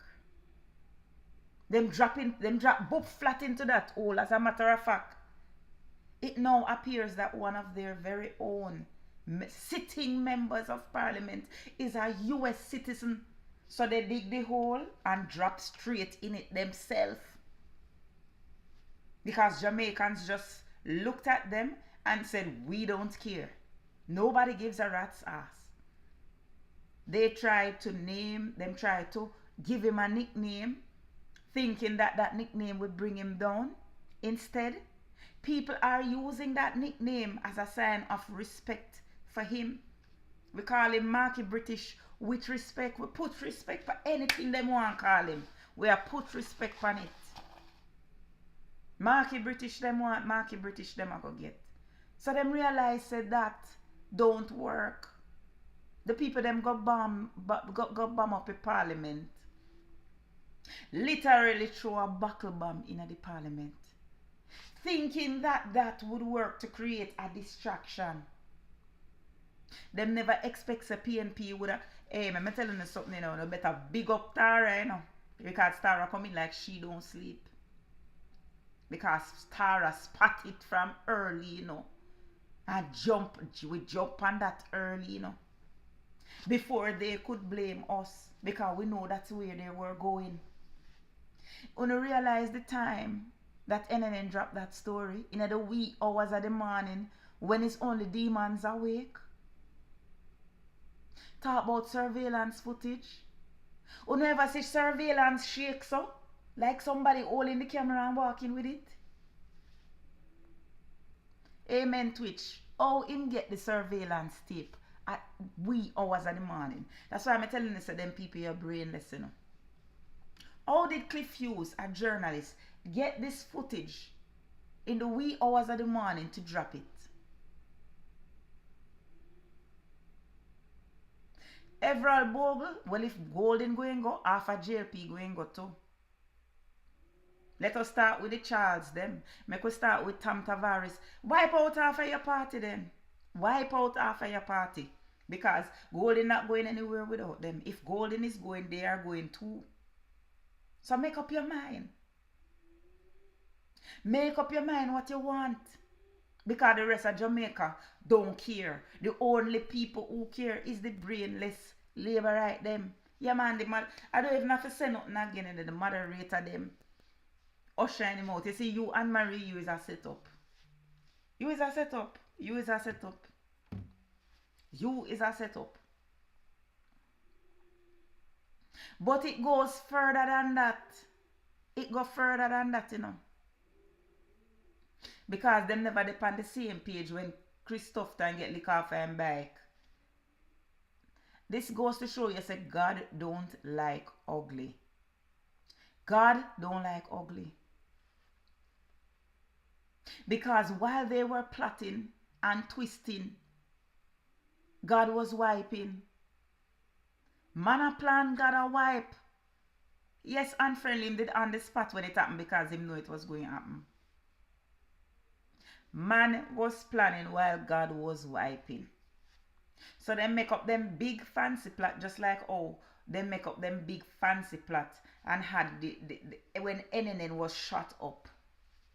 And remember when NNN was shot up? See him so. Parliament blow up. And they saw a man bombing up Parliament. See him so. Them never know so the artist would have Clark Tufton off and bicycle though. And just divert everybody's attention. So it became a non-issue. And when Nikisha Burchell bring it up, me say me glad me come to this point now, we see comrades. When Nikisha Burchell bring it up in Parliament and say the security in the at Garden House needs to be beefed up. Everybody jump down our throat. The whole of them drop down. Me not taking nobody in my box. Come here, go my bed. Not a soul coming in my box. Come chat me out tonight. I go into my bed. You hear, Richard? Bedtime. It's 11:53 where I am. But listen to me and listen to me good. Them Lambassar, G2K, Kossar, oh, she don't know nothing. She chatting foolishness because them have security. Then listen to this now. The security expert them come out and say the security at Garden House need to be beefed up. The security expert them come out. Want to know what happened in Parliament today, comrades? I'm gonna play for you what happened in Parliament today. I'm gonna make on a hear what happened in Parliament today.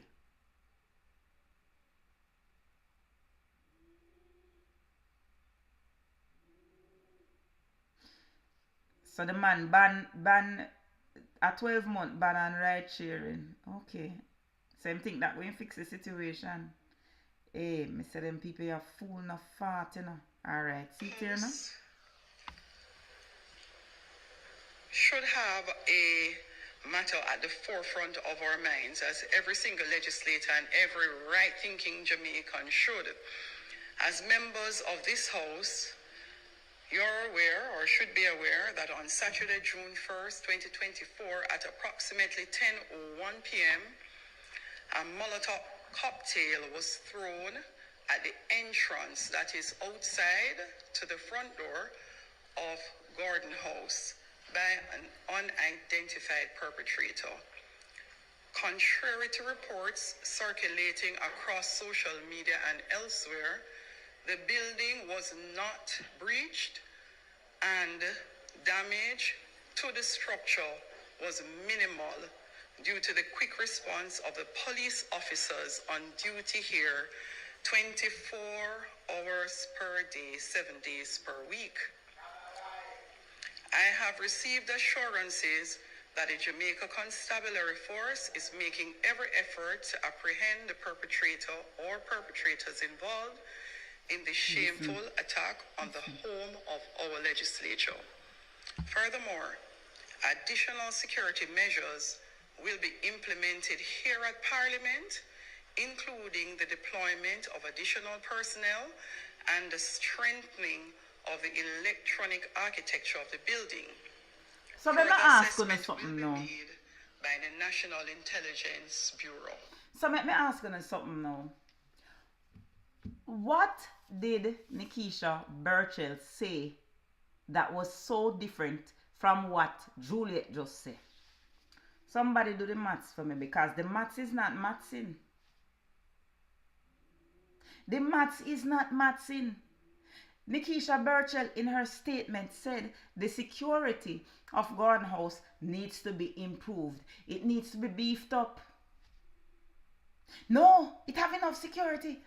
So if it did have enough security, why is it that the House Speaker is now saying that security needs to be improved?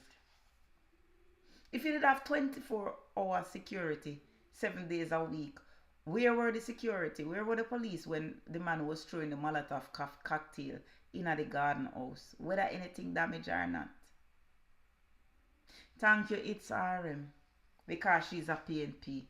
But them supposed to feel like a suck out back juice right now. So she no must sound low Jamaics. Because she have to admit that Nikisha Burchell was right. That's what it boiled down to. She have to admit that Nikisha Burchell was right. You can't say nothing else. What me must say? What me must say? Yeah man, them batty on the fire, them batty a go tweet. As my granny would have say. Me always wonder what that mean, you know, when them batty a go tweet. But now me understand what it mean. Because every turn, thank you Twitch, every turn them turn, boop in a them head. Every turn them turn, boop in a them head. Them life sad. It's sad like funeral. It's sad bad. At the end of the day, comrades, we have to understand that these people are desperate. So when that fail now, I didn't me can't bother with Anne-Marie, you know. Anne-Marie, what you mean them are hiding a nearby?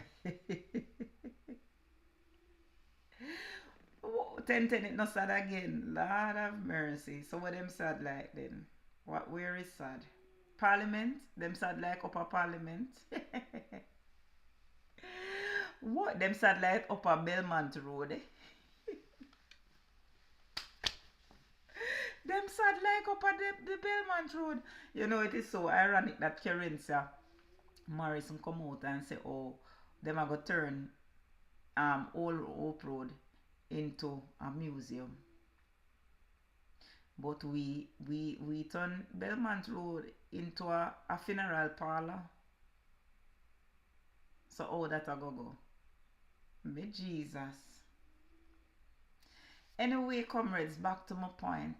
My point is that everything them try, them fail. So this was another attempt at distraction, and them planning and God wiping. So now when them hear Dr. Dawes, they jump at the opportunity. There is something else them jump at the opportunity too, you know. There is a video being circulated when me see the labor right them a circulate. Right? I see the labor rights been circulating this from morning, and I scoffed because I know we expected the timing. Yes, I understand what you're saying, Shari. There is something else that the labor rights were spinning. And when I saw it, I just shake my head because I know that no matter what, is something that them spin, because that's all they can do. You see, you have to understand how these people think and how desperate they are. I saw this clip going around social media. I've said this before and I'll say it again. We go to the people. We find a way in every nook and cranny and we go to them for their votes. We will buy the votes if we need to buy it. I believe you go in the constituency, play some music, boil some soup or some curry goat or something, and use that and get the people them to come. And when them come now, you hold them with the... So, them have it all over the place circulating. So, this is the PNP's plan to win election. So, of course, you know, Kamala going question it because Kamala never born big, right? And Kamala have sense. Kamala knows that these people love to clip things, right? So, me get the entire video for you, and I'm going to post it. But here it is. I get to understand from, for example, where I sit and the callers calling. They say, oh, they're not come on my community, or I'm Eastern, I'm a constituency, I'm a parish. You know, a lot of people don't get the sense that they have gotten the time to be heard. And I've said this before and I'll say it again. Every time there's an election, we go to the people.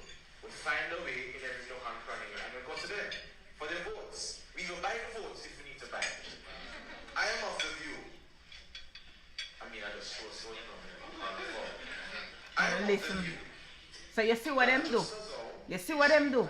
You never hear that part in their video, you know. Them cut that out. The man go as far as to say, me throw my stone, me never call no foul. But them splice that out. Them splice that out. The man say, I throw my stone, I never call no foul. So they created a video, splice out what them want to splice out, drop in what them want to drop it, to create their own narrative. These are the demons that are called labor rights. So now listen to what the man say. Important process. You cannot have an engagement where you have some people in suit up here, so, and everybody else down here, so, and the minister and you know, and everybody just listening now. Cut them 10, and you come and you're just listening to what they say, and you just back talking them and no, but XYZ, and that is that. No. I believe you go in the constituency, play some music, boil some soup or some curry goat or something, and use that and get the people them to come. And when them come now, you hold them with the food, with the KFC or whatever, and say like how you done there now, they will talk about the constitution. You see? Right? Them cut out that too, you know. Them cut out that too. Because we never even know say much talking about the constitution. You see, as Isaac Buchanan say, constitution, context matters. Because them cut out that part there. Them cut out the part where them say, make we talk about the constitution. You see all labor right, wicked and lie. So they doctored the video to make the man look like him talking about vote buying. But comrades, we are going to get this video and we are going to put it everywhere. My charge to you before I go, because Mrs. say, "Una carry me straight go to 200. Bless up on yourself, you know." So my charge to you before I go is this. We are going to circulate this video in every nook and cranny. I am going to post this video on my page, on my backup page. I'm never going to put the right man go cross it. and you're going to save it and post it back on the platform. And that I want you to do. Not only like and share it, I want you to save it to your own devices and post it back on your platform and circulate it. It will be everywhere. Twitch, I am going to send you. You know that. I am going to send it to you. You are going to get it. But that, look how them gone over 200k. Oh no, it's something else, you know. Look how they reach 201k. Big up on yourself, you know. Lord have mercy. Yeah, man. Send it everywhere. We want to show them, say, we are going to kill their narrative. It must go in every single group that you are in. Howie, I'm going to send it to you. I'm going to send the raw video to everybody everywhere. And we are going to show them how they doctored the video. Right? How they doctored the video. Where you say, circus, me deserve it because you keep me up till after 12 to rot it. No, Shari, me go my bed now. We are go to bed. Alright, let me hear where you at. Shari, it's my bedtime, you know. It's 12:05, you know. What we were saying, Andre, is they doctored the video. They doctored the video and play splice of the video. It's the same thing them do with what Dr. Dawes said. They never play what Dr. Dawes said in its entirety because Dr. Dawes, thank you Twitch, thank you everybody, thank you all out. I appreciate you all so much. Dr. Dawes never for 1 minute put the blame on PNP. Never for 1 minute did the man say his comrades do this. As a matter of fact, the man went as far as to say this bigger than Southeast St. Catherine, you know. As some bigger heads this. As some bigger heads this. But this is a wake-up call to all of us because these people, comrades, are willing to do anything. Anything for power. Them willing to tarnish anybody. Them willing to kill anybody. Them willing to steal. Them willing to scrape all of the money. Anything. You understand? The video showed a man entering exactly Linden Green. There was no police inside. As a matter of fact, the video was shaking. Right? And I keep asking, how is it that Cliff Hughes get that video there in the wee hours of the morning when everybody supposed to be sleeping? The 300 of us going to bed unfriendly. The 300 of we are go our bed. Maureen, they were always using poison. Oh, you think Donald Sangster did? Oh, you think Donald Sangster did? And look how long him did. Him dead from 1960, in the 1960s. Them did always use poison. Anyway, comrades, stand attention now for the Jamaica Arise. Because we are going to our bed.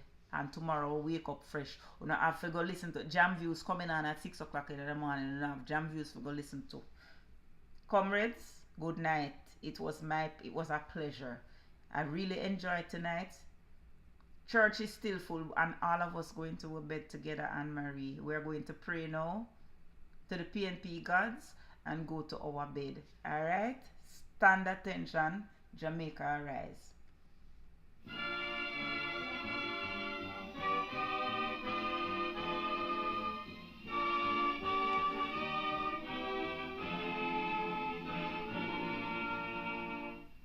The trumpet has sounded, my countrymen all, so awake from your slumber and answer the call. The torch has been lighted, the dawn is at hand. Who joins in the fight for his own native land? Land of my birth, I pledge to be loyal and faithful to. Comrades, good night. Have yourself a wonderful night. Remember to follow my backup page, Ripe Mango. Name ripe.mango.backup. Wanna go follow it. Alright? Remember, all of these lives they will be on YouTube. I haven't posted in YouTube in 2 days, but tomorrow I will be uploading all my content to YouTube, so you will have access to all the interviews I've done. So if you want to go and watch them again, please feel free to do so. All right, so enjoy yourself. One love. Remember, tomorrow we will have Comrade Councillor Krishina Richards from Brandon Hill in West Rural St. Andrew. She'll join us at the altar at 8 p.m. your time. Sharp. Wanna big up on yourself, you know, comrade. Good night. Me gone on my bed.